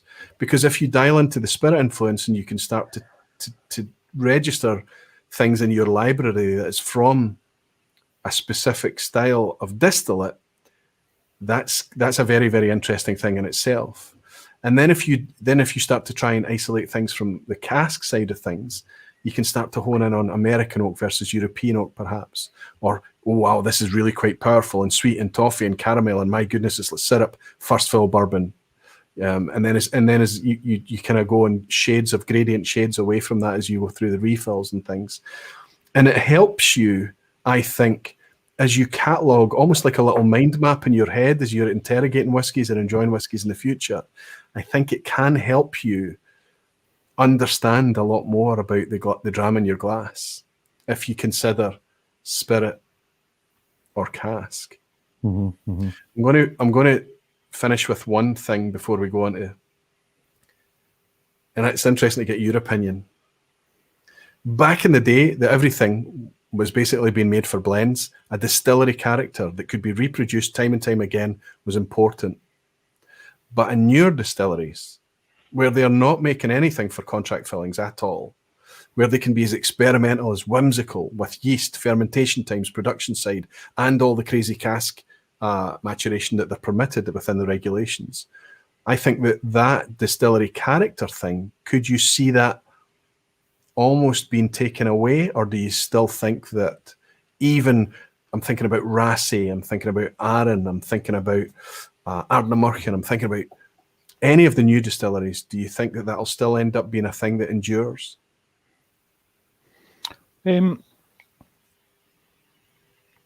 I think from a commercial point of view, what you want more than anything is repeat customers. You know, so you whatever, you know, however experimental you're being, you would always want to be producing something that was stable. You know, you want to be able to say to people, you know, like this is the way that we make whiskey, and we have a long fermentation, and a slow distillation in a very narrow cut, so that we produce a fruity light spirit, or we have a short fermentation and we drive the stills hard, and we've got a broad cut, so we've got an earthy malty spirit, or whatever you decide is going to be your trademark or your signature. And once you've done that, once you've settled on that, then you want to make lots of that, because you're competing in a market with 130 other offerings, and even for the people, the enthusiasts like all of us that are here tonight, you go into a specialist whiskey shop, or you're browsing online, and you've kind of got your shorthand of what a distillery does, and that gives you a steer when you're deciding what your next bottle is going to be, And a distillery can be super experimental, like Bruichladdich, the canonical example. In the early days after Mark Rainier took over, they were firing out almost a new bottling a week, and the complaint in the off trade was that Bruichladdich strategy was simply to take over the whiskey shelves by having more bottlings than anybody else. It was confusing, yeah. But in every single Bruichladdich, whether it was the Rocks or the first Black Arts or the Redder Still or the Golder or even in that stupid 4 times distilled thing that they did, yes,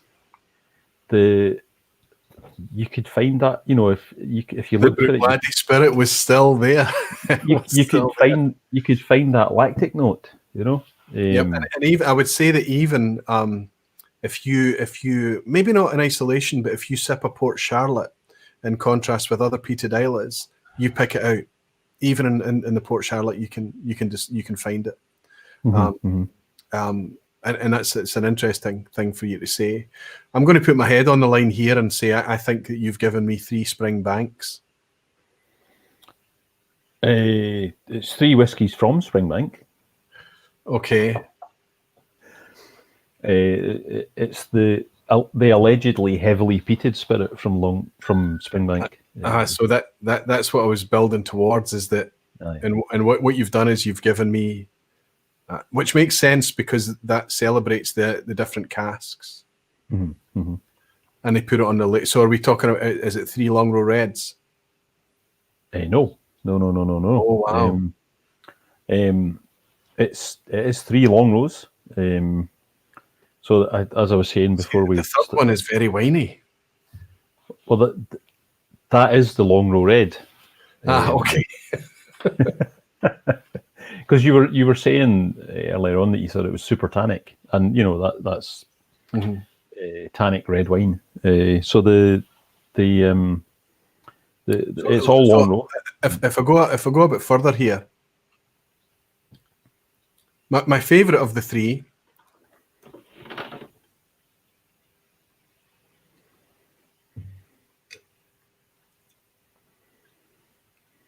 They're wonderfully rich, wonderfully funky, wonderfully savoury. All of these whiskies are wonderful whiskies. My favourite of the 3, I would have to say, is the one in the middle. And I don't know, it tastes maybe a wee bit more mature. I don't know. The first one is a bit lighter.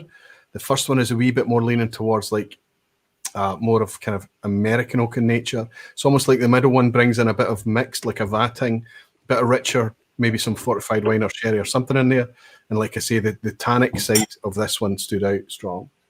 Yeah. So the first one's bottled at 46, and the other 2 are higher. They're sort of mid-50s, which that makes the comparison a little bit trickier. Right. Okay.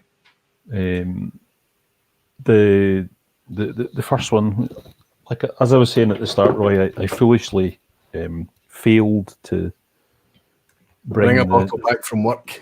Yeah, so I poured these samples in, and I took the Long Row Red into work to let people at work try it, and then left it there. So shall we do the reveal now, or do you want to? I absolutely. I mean, I think the first one is maybe if it's 46, it's going to be one of the core range then, right? So it's either the non-age statement or the 18. Could this be the 18? No.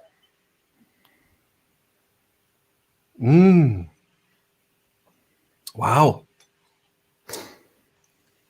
Wow. Many times this has been my dram of the year. I love this stuff. Despite the fact that they almost embrace how different it can be year to year, right? Oh yeah, I mean I think my colleagues at work with the long row red, which is can you find a picture or can I share a picture? It's the long row red, the Malbec cask from 2017. Okay, I have it here. Okay, right. No, that's the Chilean Cabernet.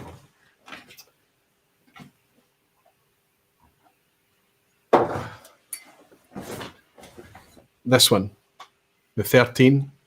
Yeah. That's the third dram, which is this.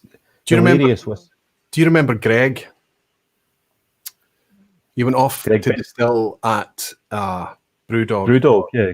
Greg Benson, yeah. Greg Benson. I was struggling for his second name there. We were having a chat in the Bonaccord, and I was talking about how I just didn't get on with. So that would have been 2017 or 2016, maybe. I don't know of that order. We were having a chat about how I still didn't get on with red wine, matured whiskies. It still was my least favourite, and I have to say it's still the case even now.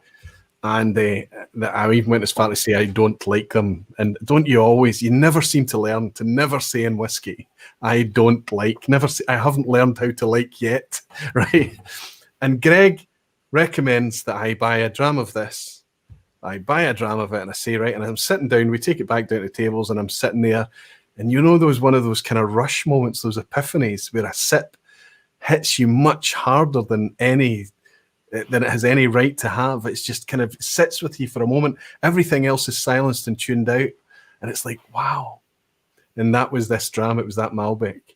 And it's like, okay, and I need to open my mind yet again and understand that you can't just make a broad brush sweeping statement like I don't like. So that's a treat, Roddy. Wonderful for you to have given me that. Thank you so much. I think that it's worth saying about that particular long row red that I think the red wine character is particularly feisty in that one. It's South African Malbec, and South African Malbec is always a beast of a wine. And I think that comes through there. It's my colleague Eastman, when I let him taste this, he said it was like smoked ham with cranberry sauce. Wow. Wow. Okay, well, I can see that, the savoury thing, yeah. And I think that I wasn't looking for it. When I sipped this, it stood out the glass and shouted loudly. I wasn't looking for, is this winey or something? It just made itself. And then as I sipped it, and on the finish, it just kind of did go like that dry tannic thing.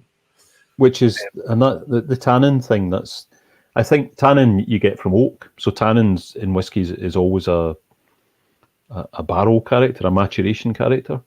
But, if you've had a particularly tannic wine in the barrel, then that's going to raise the tannin levels that feed through into the whiskey. Aye, tannins from the fruit as well as the oak. Yeah, from the previous occupant of the cask. Yeah. Especially if the I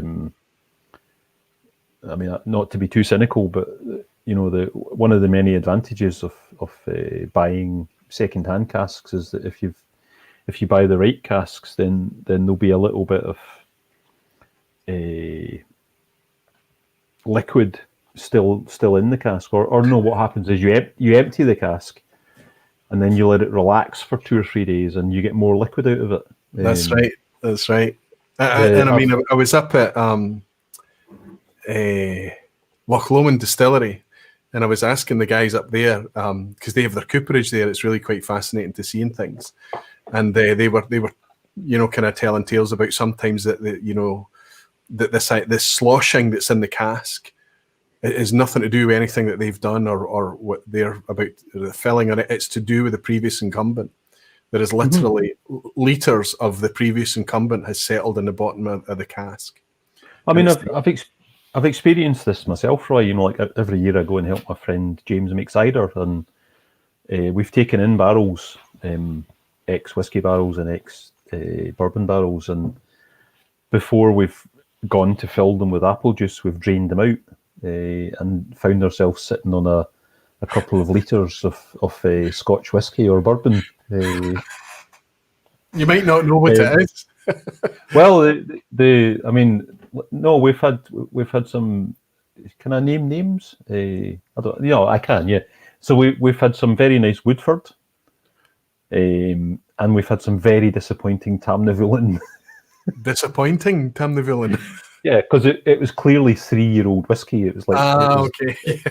It was sharp as hell, and you know. The rest of the volume of the barrel had gone straight into a bottle of white Mackay then. Yes, yeah, absolutely. Yeah. Jimmy Leggs bought me a dram as well. Sorry, Jimmy, I almost missed it. Roy, may I ask Roddy why Roddy didn't get a sample of the Brora? Oh, Roddy, that's waiting for the next time. Or maybe not the next time, but one of the times that you're going to be sitting next to me again. Especially if we can, maybe I'll crack open the Brora or give you a dram of the Brora when we're sat in a slanket together. We managed to get through the whole night, and that's the first time that slanket has been mentioned. The middle dram. What was the middle one? Right.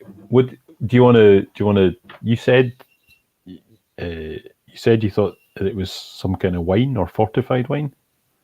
Yes. Well, I thought it was certainly that where this is kind of that. I mentioned the kind of more American oaky lightness type thing. So this started to get darker and a bit richer, and it was like there was a bit more of a wine vatting influence in here. But it's not overtly sherry cask, and if it is, it's refill. No, it's not sherry. It is single cask, 12-year-old. So can we zoom in on this? It's going to be tough to read. Bottled cask type Sauterne. Wow. Sauterne. Shall I just read it out then? So this was this year's single cask long row. It was a 12-year-old, fully matured in a Sauterne hogshead. I mean, they say hogshead, but it's from Sauterne, so it'll have been a barrique rather than a hogshead. Yeah. So, and that you know, Sauterne wouldn't use American oak, so that's French oak. Wow! But it could well be refill French oak. Not what do I mean? Not refill like it's not fresh oak in the sense that a fresh bourbon barrel is fresh oak. You know, it could be a barrel that's been used multiple times. Yes, by the wine producer before it made its way to Campbelltown. Yeah, understood. Absolutely understood. And now that I know it's Sauterne, I mean, you start to taste all the things you just by having the knowledge, right? I mean, maybe a bit like you with the Madeira, right? It's like you start to search and then you just like, okay, it makes sense now. That's silly, isn't it? That's incredible. I mean, that's how it works, though, Roy. That you know, when you've got to sort of select from 1,000 different reference. It's really difficult, but once you're told what it is, then you can say, narrowed, okay, right down. Yeah, and you can say, oh yeah, now I can see that makes sense. It's absolutely fantastic. I poured myself a dram of this. I've been rationing this bottle because this was in the summer, so I'm going really slowly on it because it's bloody marvelous. But beautiful. Well, I'll raise a wee glass to you, Roddy, and say cheers. What a treat to share some of this single cask. Cheers. So I know we're running late. I don't care. It is what it is. It's the vPub. And I remember when Roddy came on in January, the same thing happened. And sorry, December was when you were here. The same thing happened. I said, I don't care how long the vPub goes tonight. And I kind of feel the same way again. And as long as anybody else doesn't mind as well, I tend to find that a lot of you are watching this podcast style anyway. So you're breaking it up into wee chunks and listening to it in the replay. So when Roddy and I were here together in this room back in December, it seems like a hell of a long time ago now, doesn't it? I don't know when we're going to be able to do that in the future, but it will happen one day. Keep our fingers crossed. We were playing a wee blind game. We'd exchanged blind samples that much the same way that we did tonight, and we were kind of trying to guess what they were. And I, tongue-in-cheek, turned around to Roddy and I said, "Is it a Speyside?" So I want to ask you, Roddy, do you know that planted a seed? We've now spurred a whole game from that sentence, "Is it a Speyside?" And there is a game now called "Is it a Speyside?" I've kind of scoped it out to you, and I said that everybody that's in the lounge that's playing along tonight, Peter Hunt is saying, "Crack on, we've got all night." And Gary Carew is saying, "We're pulling all-nighter." Greg is saying, "Roddy, I had the chance to try Springbank 21-year-old finished in Sauterne, single cask for the French market 2 years ago, and it was stunning. But alas, yeah, see, as soon as Springbank is mature, it gets dicey and pricey. €375. That was even more expensive than it would have been here, Greg, no doubt. But anybody in the lounge is welcome to play this game along. If you're the first person to guess what the whiskey is, you can win yourself a wee glass topper like the ones I've been using tonight. But this is an exclusive one. This is only can be one playing this game. This is a sniper coin. And Roddy has a chance to win a sniper coin tonight as well. All he's got to do is fox me. He's got a core range. I asked him to prepare a core range bottle. He's got a bottle on hand. Do you have it? Keep it out of sight, Roddy. Nobody wants to see it. Sorry. Nobody gets to see it because they're playing for it at home as well. The first person to guess whether it's before or after me. I'm getting handicapped because people were complaining I was getting too good at this game. So I'm handicapping myself with a 3-minute timer now, which I will attempt to remember to start. I'm going to bring in the countdown screen now. And all you can answer, Roddy, is yes, no. Okay? Okay. I'll wish myself good luck. And by the way, the bottle you've got on hand is core range. It's widely available. Absolutely, yes, absolutely. Excellent. Okay. Start the timer. Roddy, is it a Speyside? Yes. Oh, that's actually the worst thing to hear. It's a Speyside. I'm going to switch off the chat because I'm all too tempted to jump in and read the chat. I'll put you chatty guys over here, out the way, behind Roddy, and then I'll just look at Roddy. Okay, the timer's ticking away, Roy. What are you doing? Okay, is it owned by one of the big four? The big four being Edrington, Grants, Pernod Ricard, or Diageo? Yes. Oh, okay. Does it have an age statement? Yes. Is it a Diageo / Pernod Ricard? Yes. Is it Diageo? No. It's Pernod Ricard. Is that another question, Roy? No. I'm quite happy. I'm comfortable with the fact that it's Pernod Ricard. Is the ABV 40? Is the ABV below 46%? Yes. And it has an age statement. Let me just double check that, Roy. I need to take it out of the tin. It is below 46. Yes. Okay.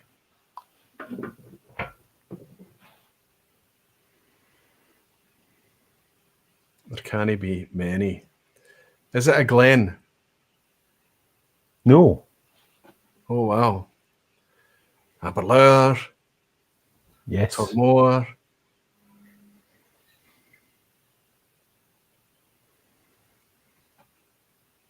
It does have an age statement, so it's not Altovania. Is it Aberlour? Yes. Oh, wow. So it's below 46%. It does have an age statement.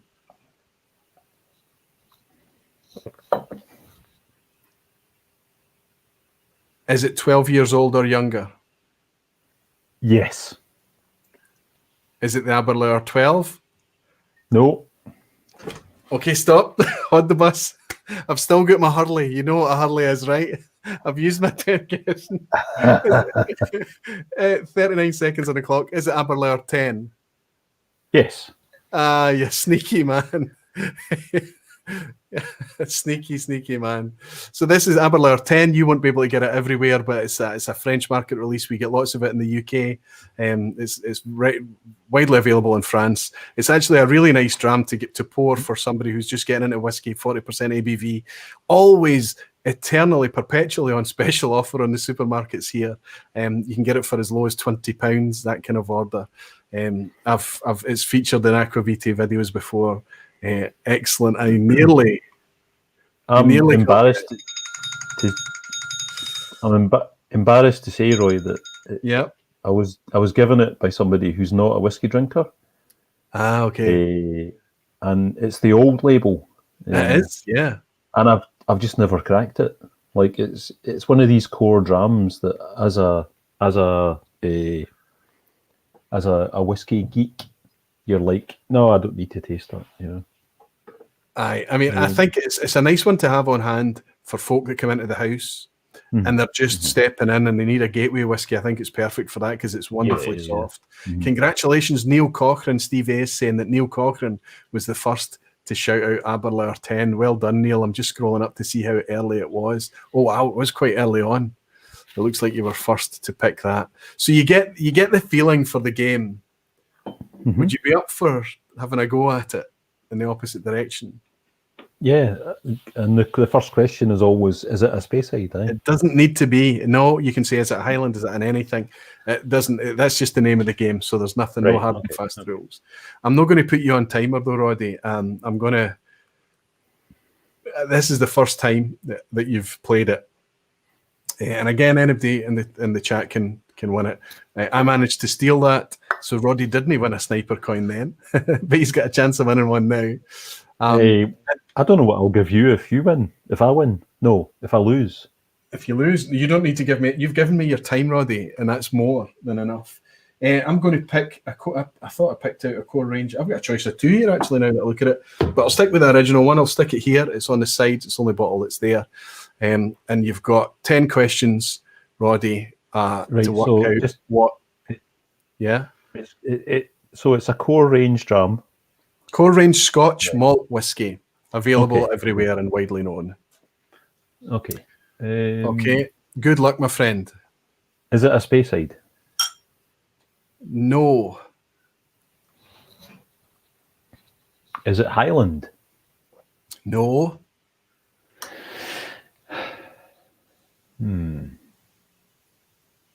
I know that this seems bad, but you're narrowing it down to the smaller pools each time, so it's good. Is it Lowland? No. Ah, bugger.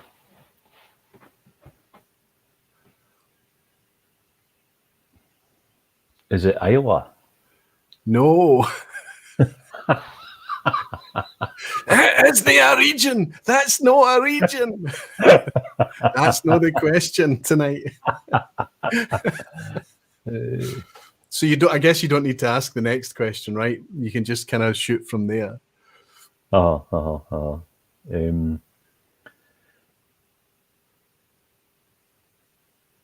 gosh, there's not that many whiskies left, is there?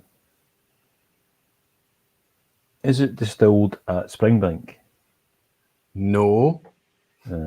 So you're in remarkably good shape, despite me not answering yes to a single question. Is it Kilkerran 12? No. Wow, you tried to snipe. That's why the sniper coin exists. That's a snipe from nowhere. No, it isn't. Right. Okay. Right. Is it Glen Scotia double cask? That's a snipe. Well done. Yes. Well done. Absolutely. Glen Scotia double cask. What's your opinion of the double cask, by the way, as an on-age statement? I think it's a great whiskey. You know, I enjoy it. It's it's got a little bit of that sort of Campbelltown funkiness to it, but not enough to scare the horses. You know. Yep. And it's nice and sweet as well. You know, with that sort of little bit of sherry cask influence. And I think when they present it at 46% as well, it brings that wee bit extra. Brings a wee bit of bite and grip about it. I really enjoy it. So well done, Roddy. If you'll accept it, there's a sniper coin glass topper, a very rare piece that cannot be bought. That's going to make its way to. I'll ship it to the Good Spirits Company, or we can talk about that later. But congratulations, buddy. Well done. And I believe that you're staying for this momentous quiz. And I'm sorry to Menno, because I'm talking about, I don't care how late it is. I don't care how long we go on for. But Menno's in Belgium. He's an hour ahead of me. And he's going to be our guest quiz host tonight. Our quiz master, let's say. Menno, thank you so much for your patience, my friend. How are you? Oh, you're on it, Menno. Okay, I was muted, sorry. That's okay. That's okay. How are you, buddy? How are you doing? I'm fine. I've been enjoying myself immensely tonight. So good. I'm very glad, because you've been ignored in the background there. But the idea was, not to worry.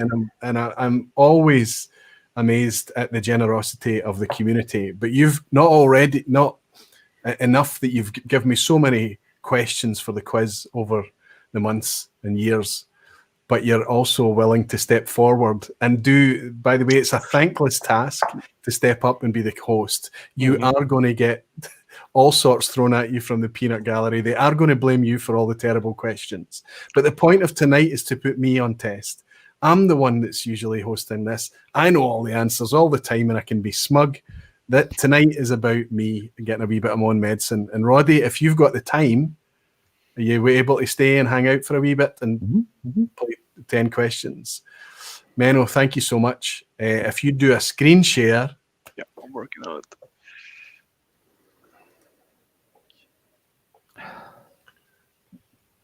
And do present on it. Menno's already prepared the questions in my format. Ben Demon Hunter has thrown peanuts already. Helen is suggesting there's going to be ASAC questions. I kind of hope so, Helen. I can't be the only one. Roddy, I have a nice white £5 note. I'd swap that sniper coin for you if you're agreeable. Been a great club.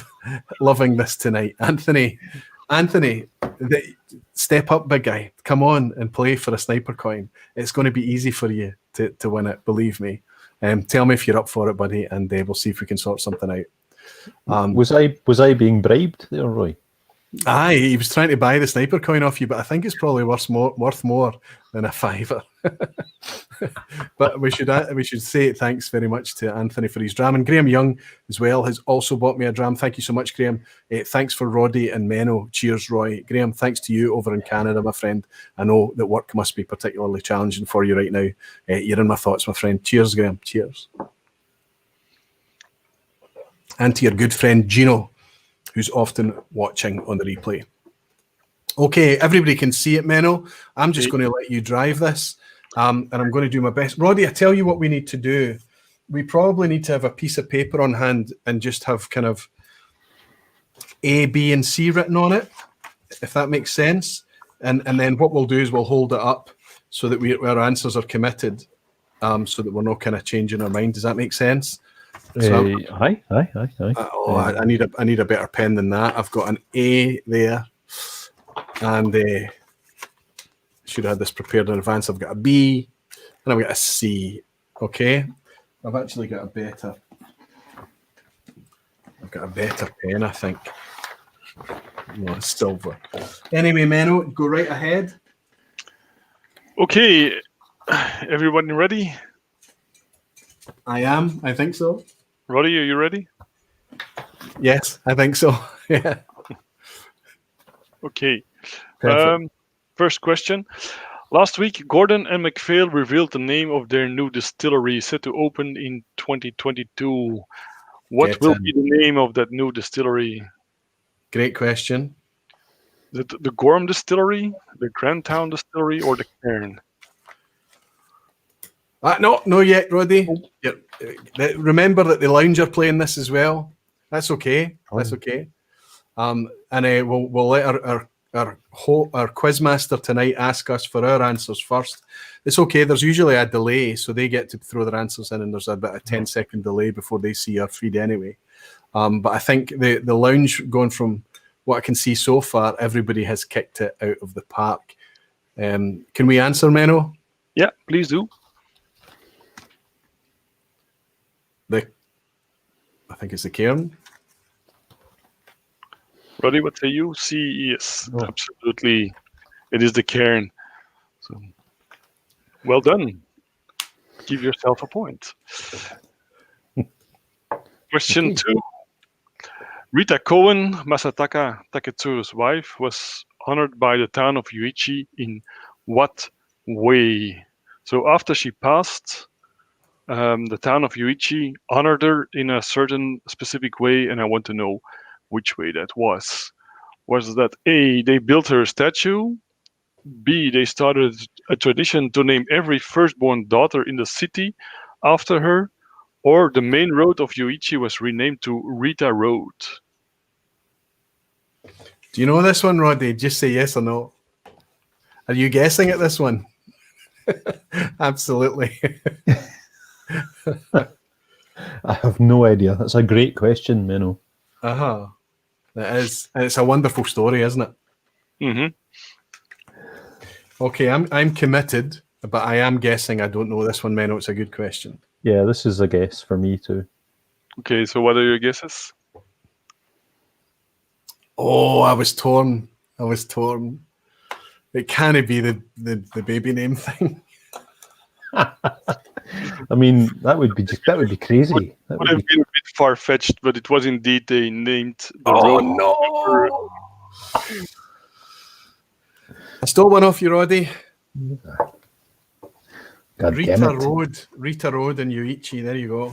Mm-hmm. Maybe that sounds better in Japan. I hope Rita so. Road, yeah. I don't know. I'd quite happily take a wee stroll down Rita Road. Question number 3. What's so special about Glenparkle's warehouse number 6? Ooh.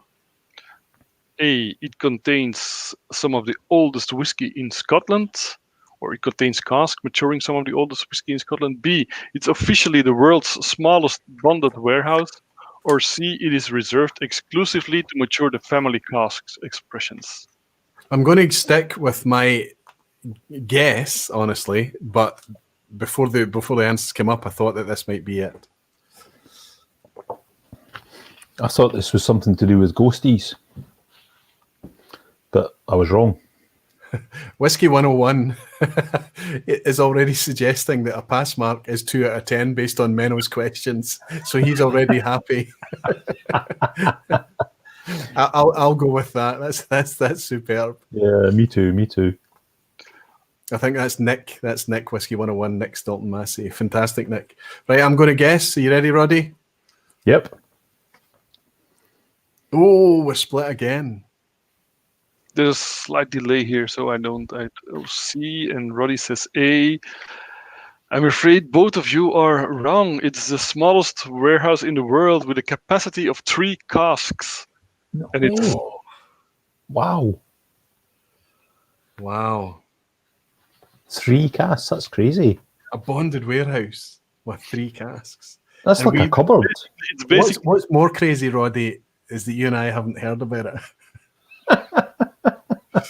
basically a bit of a miniature cellar underneath the staircase at the distillery.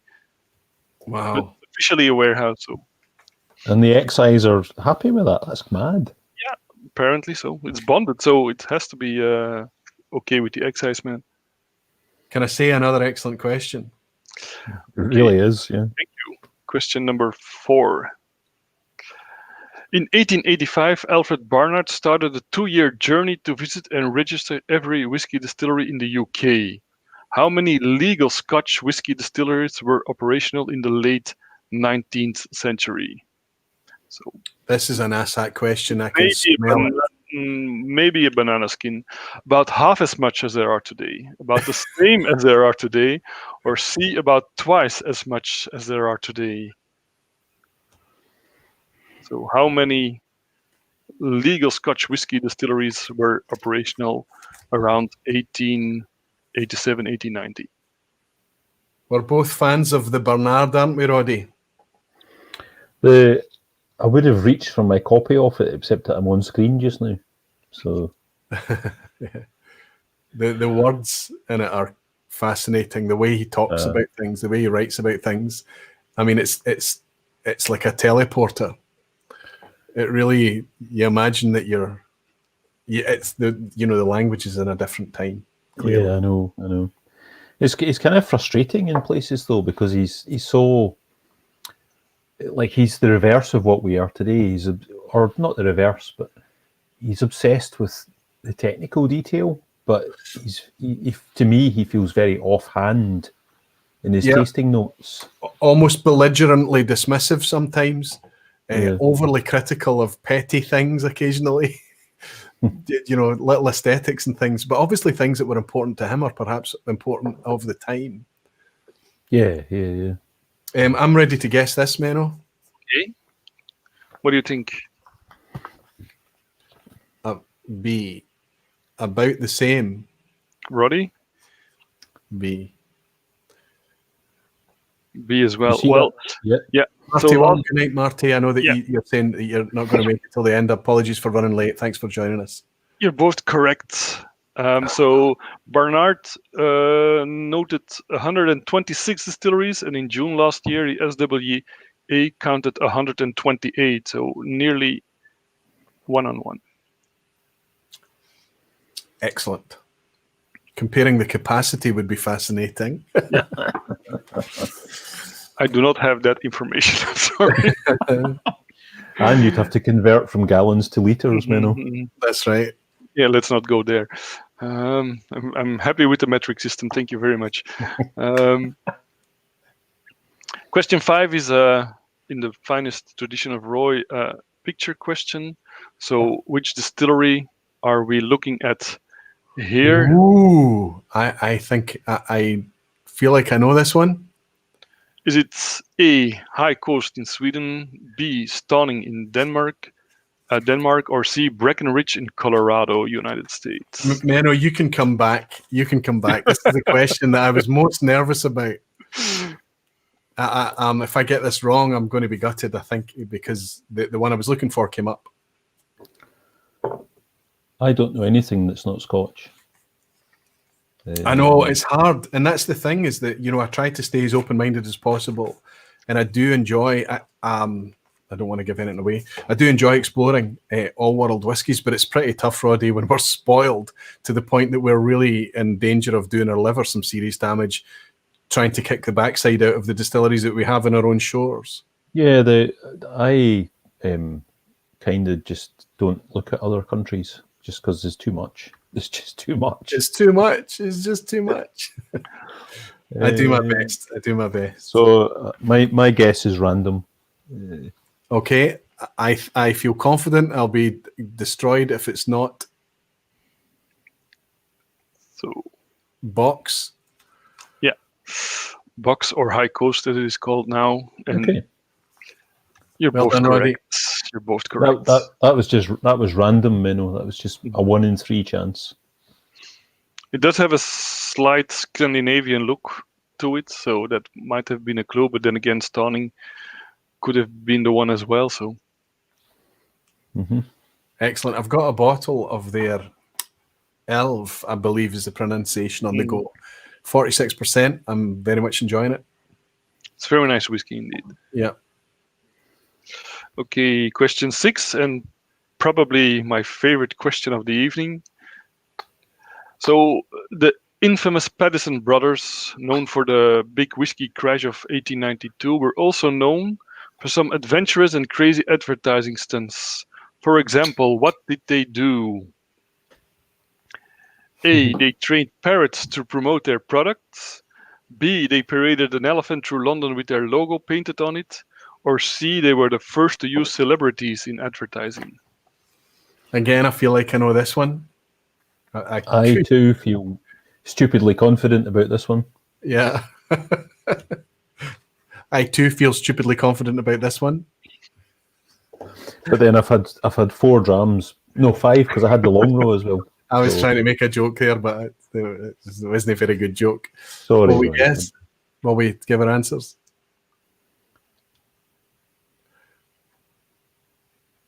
Oh my goodness. Oh, and we're both confident. Wayne McCoy, welcome to Aquavita Barflash. Thanks for joining, Wayne. You can use your emojis in the live chat here, and you can use it in the comments after the stream as well. Thank you very much for your support, Wayne. Okay. I will relieve you of your tension, and I can tell you that indeed they trained 50 African grey parrots to shout things like buy Paddison whiskey and Paddison whiskey is best, and then handed them out all over Liverpool in liquor stores and bars. How does it go, Roddy? How does it go? Rap it, Runye. That's why there's no fat lady singing yet, so we need to. That's why they crashed. That's why they crashed, because of the parrots. If they'd gone with elephants, everything would have go been wrong fine. with elephants. They've got away with all their crooked behaviour if they'd gone with elephants. Yes, 100 parrots, says Neil Cochrane. And Stu 50 or 100. Well, the numbers vary, but the story in itself is apparently true. So it was a great story, and I just wanted to put it in a question as well. I'm enjoying the questions, Benno. Okay, thank you. I think this might be an easy one. I'm not seeing an immense amount of hate coming from the crowd. But, scoring is going really well. Pete Head, Nick, Whiskey 101 are both on 5. They're celebrating. Question 7. Good. Question 7. The father of modern-day shaved, toasted, and recharged casks is Jim McEwen, B. Jim Swan, or C. Bill Lumsden. So who reintroduced Keep your the paper technique name of STR? Greg's Whiskey Guide is shouting "I hate you, Menno," as well as Jimmy Legg. Okay, so there's some people aren't getting on too well tonight. Menno is saying Helen. Jimmy Legg is saying they both said "I hate you, Menno" at the same time, but I think maybe that's a parrot joke again. Tell us when you want to reveal. There's an ocean between me and Jimmy, so I'm not too worried. Oh, he's a tenacious guy. He would cover that ocean. Okay, you ready? Yeah. Of course, it's Jim Swan. B. I think it was Kilhoman was one of the first places that he was. Would that be right? Kilhoman? Yeah, but if you look at his track record, he helped out so many distilleries. I think the latest one was Nick Neen before he passed away. So he was even out in Taiwan, wasn't he? Doing yeah, that's right. Belgium as well. Yeah. Belgium as well. He helped out at Anchor. Wow. Question 8, and this could also be a banana skin. Which distillery uses a Lomond still for producing whiskey? Is it A. Loch Lomond, B. Bruichladdich, or C. Scapa? That's a banana skin. Indeed, it is. That's a banana skin. Again, I was looking for it. So if I'm wrong, I'll be especially upset. Look at Roddy. He knows as well. He's super confident. The paper's already poking its way into the screen. I wrote a blog post about this one years ago. We were talking about Greg Benson earlier. He and I had a big argument at the club one night about Lomond stills. And I went away and wrote a big blog post about it. And therefore, I am super overconfident about the answer to this one. Okay, then we need a countdown from Menno to reveal. 3, 2, 1. Oh, wait a minute. Did we reveal on 0 or 1? Oh. 3, 2, 1, go. Scapa. Indeed. So the name Lomond still has nothing to do with the Loch Lomond distillery. It's just from the place where they built it or created it, and that's in Dumbarton near the Loch Lomond, obviously. And Bruichladdich has a Lomond still, but they use it for their gin production, not their whiskey production. And what's it called? The Ugly Betty, I think. Yes. Roddy, we have a remarkably knowledgeable crowd. I mean, it's incredible. It's almost intimidating how knowledgeable they are. Again, Jimmy Legg is complimenting you now and saying that's another good question, Menno. It's going down well. They have a column. They do have a column still at Loch Lomond, but Lomond still, where the pot still is adjusted with a column still on top. Yes, they do have that one as well, but it's not a Lomond still. It's something else. They prefer. I mean, it's the same idea. It's got plates in it, but they call it a composite still. They call it a composite still. Yeah, and apparently it's a Saint Mark still officially, as it was created by a French person whose name is Saint Mark, and he wanted to use it to make vodka, but wasn't successful. So then he changed to whiskey. Superb. Okay, another easy question, I think. Question 9. 2020 marks the 20th anniversary of Compass Box, but which expression started it all? So what was the first whiskey Compass Box ever put out on the market? Was it A, Asila, B, hedonism, or C, Spice Tree? I'll admit to a guess on this one. I'm not super confident. Keep your paper down, Roddy Graham. Because you might have me here. You might be able to pull one back because I am guessing here. I don't actually know this for sure. But I'm going to go once our quizmaster asks for our answers. The crowd are a wee bit all over the place on this one as well. So they're not helping. I thought this was an easy question because they've been shouting it from the rooftops for the past month or so. 3, 2, 1. Cool. Oh no! I've suggested it's hedonism. Roy, you're absolutely right. Oh! Roddy's going to write a blog about this now. Damn it. I have to admit that I wasn't confident about that one. I felt like I was hoping if I would ever get to Glasgow for a discount at the Good Spirits Company, but I guess that's out of the question.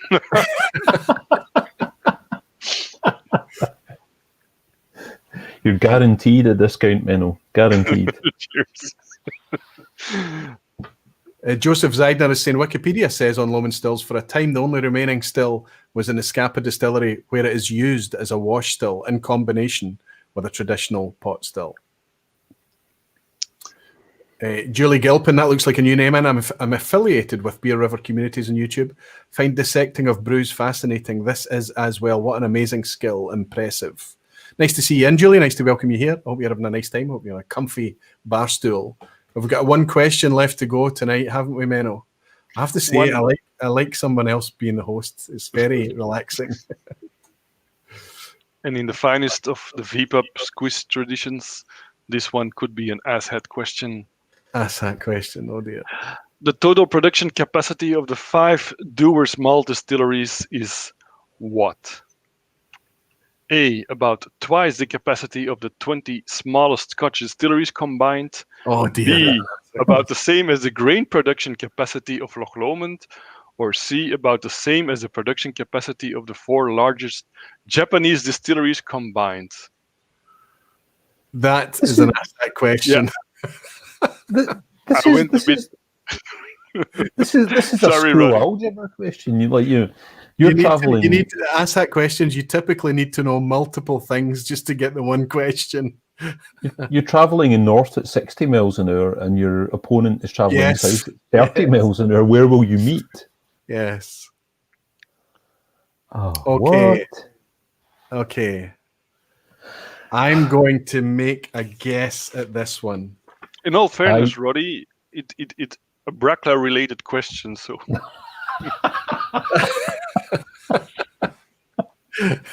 But he's not wearing his lucky I Love Brackla t-shirt tonight. That Menno, that was cruel. That was very cruel. Perhaps a bit, yeah. He doesn't care, does he, Roy? No. He's like stabbing me in the back here. Yeah. Right, I'm guessing Menno. It's a total guess. 1 in 3 chance. Okay.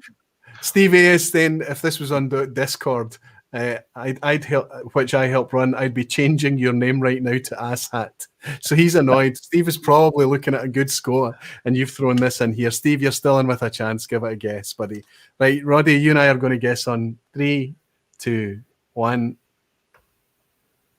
We agree on A. Okay. We think it's twice the capacity of the 20 smallest distilleries combined. Okay. The 20 smallest distilleries combined produce around 5 million liters of new make each year. And the 4 largest Japanese distilleries would be Yamazaki, Yoichi, Miyagikyo, and Hakushu, around 15 million liters. But the 5 Dewars distilleries produce some 18 million liters each year. And that's the same capacity as Loch Lomond has for their grain spirit. So that was a huge asshat question. Yes. I'll follow yes. it. I forgive you, I declare. I'm very, very happy and very relieved, Menno, to be scoring an 8 out of 10. Very good. Everybody, you only need to declare your scores if you want to. It's optional. Dancing Midgie's beaten me. Hell's Wind has beaten me. Whiskey Jason in Germany has beaten me. Petehead matched me. You and I, we're score brothers tonight, Frank, on an 8 out of 10. Fantastic stuff. Roddy, how did you fare in the end? I think I got 6 out of 10. Pass mark. You've raised the pass mark is 50% in the vPub. Jimmy Legg is now threatening me. Dirty Dog is saying, what the hell? Peter Hunt is annoyed. Ebhead Rolf beat me. He's on a lucky 9 out of 10. Well done, Rolf. Well done, buddy. Let's see. Graham Young on 7. He's saying, ouch. 7's a great score. Come on. Ronald, final score 7. Lindsay Holman, 7. Happy. Thanks, Chimp, for the last answer. So you guessed the last one. Absolutely. Steve A is saying, snuck a point on the Hassat even. Well done, Steve. I told you, keep the faith. It's too slow. Is in Rob. Well done. It's superb to see you catching it live tonight. Too slow. That's Rob Schroeder. He's got a 7 out of 10. Great score. Rule, 7 out of 10. Quincy Clot, 5 out of 10. Passmark. Claude Hooker, 5 out of 10. Stu Baby, Happy Days, 9 out of 10. Great scores. Menno, Jason Klesholt is in. Yeah. Good to see you, Jason. Boom, 7 out of 10. Dogs Have No Uncles, 5 out of 10. Joseph Van Name, 7. And Che Francis on 6. So many good scores. Mark Slinger on 8. Failed, but great questions, says Karen. That's Karen from the Whiskey Club. Good to see you in, Karen. Is Karen here? Yeah, Karen's here. Roddy's giving you a wee wave. Oh, you can probably see that, Karen. Ross Flood, that's Thomas Elman. The States is in. Good to see you, my friend. Who gives a damn? Good for you, Thomas. Good to see you. John Boxable looks like a new name. He's saying, yeah, 4 out of 10 for the first quiz. You're all legend sound lads. John, nice to have you in. Nice to see you participating as well. Only one away from a pass mark, buddy. I hope you're back again. Stevie is saying, doesn't stop it from being an asshat. I just guessed correctly. Absolutely great quiz from Menno. Menno, it was an absolute peach of a quiz and enjoyed. I thought I would be... remove. I'm trying to remove the quiz. It's you that does that. I thought I would be on edge with the quiz, but I was remarkably relaxed. It was nice to be participating for a wee change. So let's say that anybody can contribute questions or suggestions for quiz questions. If you've had the privilege of being able to score a 10 out of 10 on a quiz in the past, there are no prizes, but you get a wee privilege if you're so inclined. Maybe we could have Roddy prepare a quiz one night and come on and host a wee quiz for us. You might have fun doing that. The difficulty is if you perhaps prepare a quiz for Roy to take so that it excludes the audience because they're all rock hard questions, you don't make any friends. I think Menno did a wonderful job tonight of bringing questions that were balanced, curious, interesting, that would pique curiosity in people and things. I think they were great questions. Menno. I've already thought of my first question. How many points on the Glenfiddich Stag's horns? So if we invite Roddy back to be a quiz host, question 1 through question 10 would be all asshat questions. That wee emoji would be used on every single one. I think we can see. Come on, everybody drinks Glenfiddich. Come on. Yeah, we should all know. We should all be studying these. All right. Here's an easier one then. Who's got more points, the Glenfiddich Stag or the Dalmore Stag? Yes. No, but you could get worse. You could say, in the era of 1986, which stag had more points? Because the branding has changed and the logo has changed, right? It's changed over time. Ah, dear. Roddy, I've been making the quiz long enough now to know. Yes, how to pen the occasional asshat question. I can already see I've planted the seed of doom. Yes, absolutely. Jimmy Legg is saying now Roddy is in physical danger. And Graham Fraser is saying thanks, Roddy and Menno. Listen, everyone, there is a comment I would like everybody that's still here tonight to read. I've put it in the video description underneath in the comments below. Have a wee read of that. I don't want to vocalize it. I don't want to talk about the content of that comment. And I think when you read it, you'll realize why. I encourage you all. I think Alistair Gray was in sharing what that was all about in the live chat earlier tonight. Thanks to everybody for participating. It's yet again a very, very enjoyable vPub for me. I love having Roddy on. I'm able to relax a wee bit more and just kind of enjoy the chat. Almost, Roddy, I do miss you sitting here in the room with me. Honestly speaking, it's nicer, but we make do, and I think despite everything, tonight was still an absolute pleasure for you to join in remotely. I know I'm going to be badgered until the next time you come back again, so I know that, or just know that I will bully you to come back again at some point in the future. And I mean, I'll be back on very quickly with a nasty quiz. So. No, you can't. You have to come on with a fair quiz. You could come on with a nasty quiz just for me. I mean, Roddy, somebody, Jimmy Legg, is it? No, who's saying about the Ross Fudd is saying, don't forget the Loch Lomond stag. So can we have a stag off? That's right, a stag off. Who's got the best stag, Aye, Loch Lomond, I've got the stag as well. Absolutely.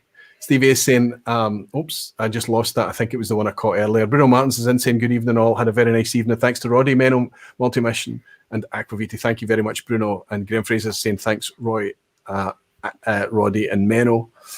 As is Jimmy Legacy is reminding us that you're in physical danger. Karen is saying, fantastic vPub, guys. And thanks to Aquaviti, Roddy. Ding, ding, ding. Julie. Julie? There's Julie. Oh.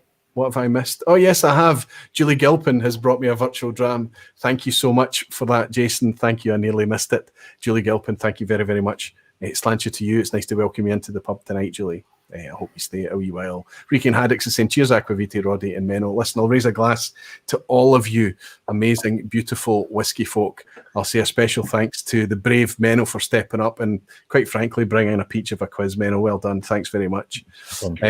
And I'll say thank you to my friend Roddy for coming back and joining me for a very, very late Thursday night in a vPub.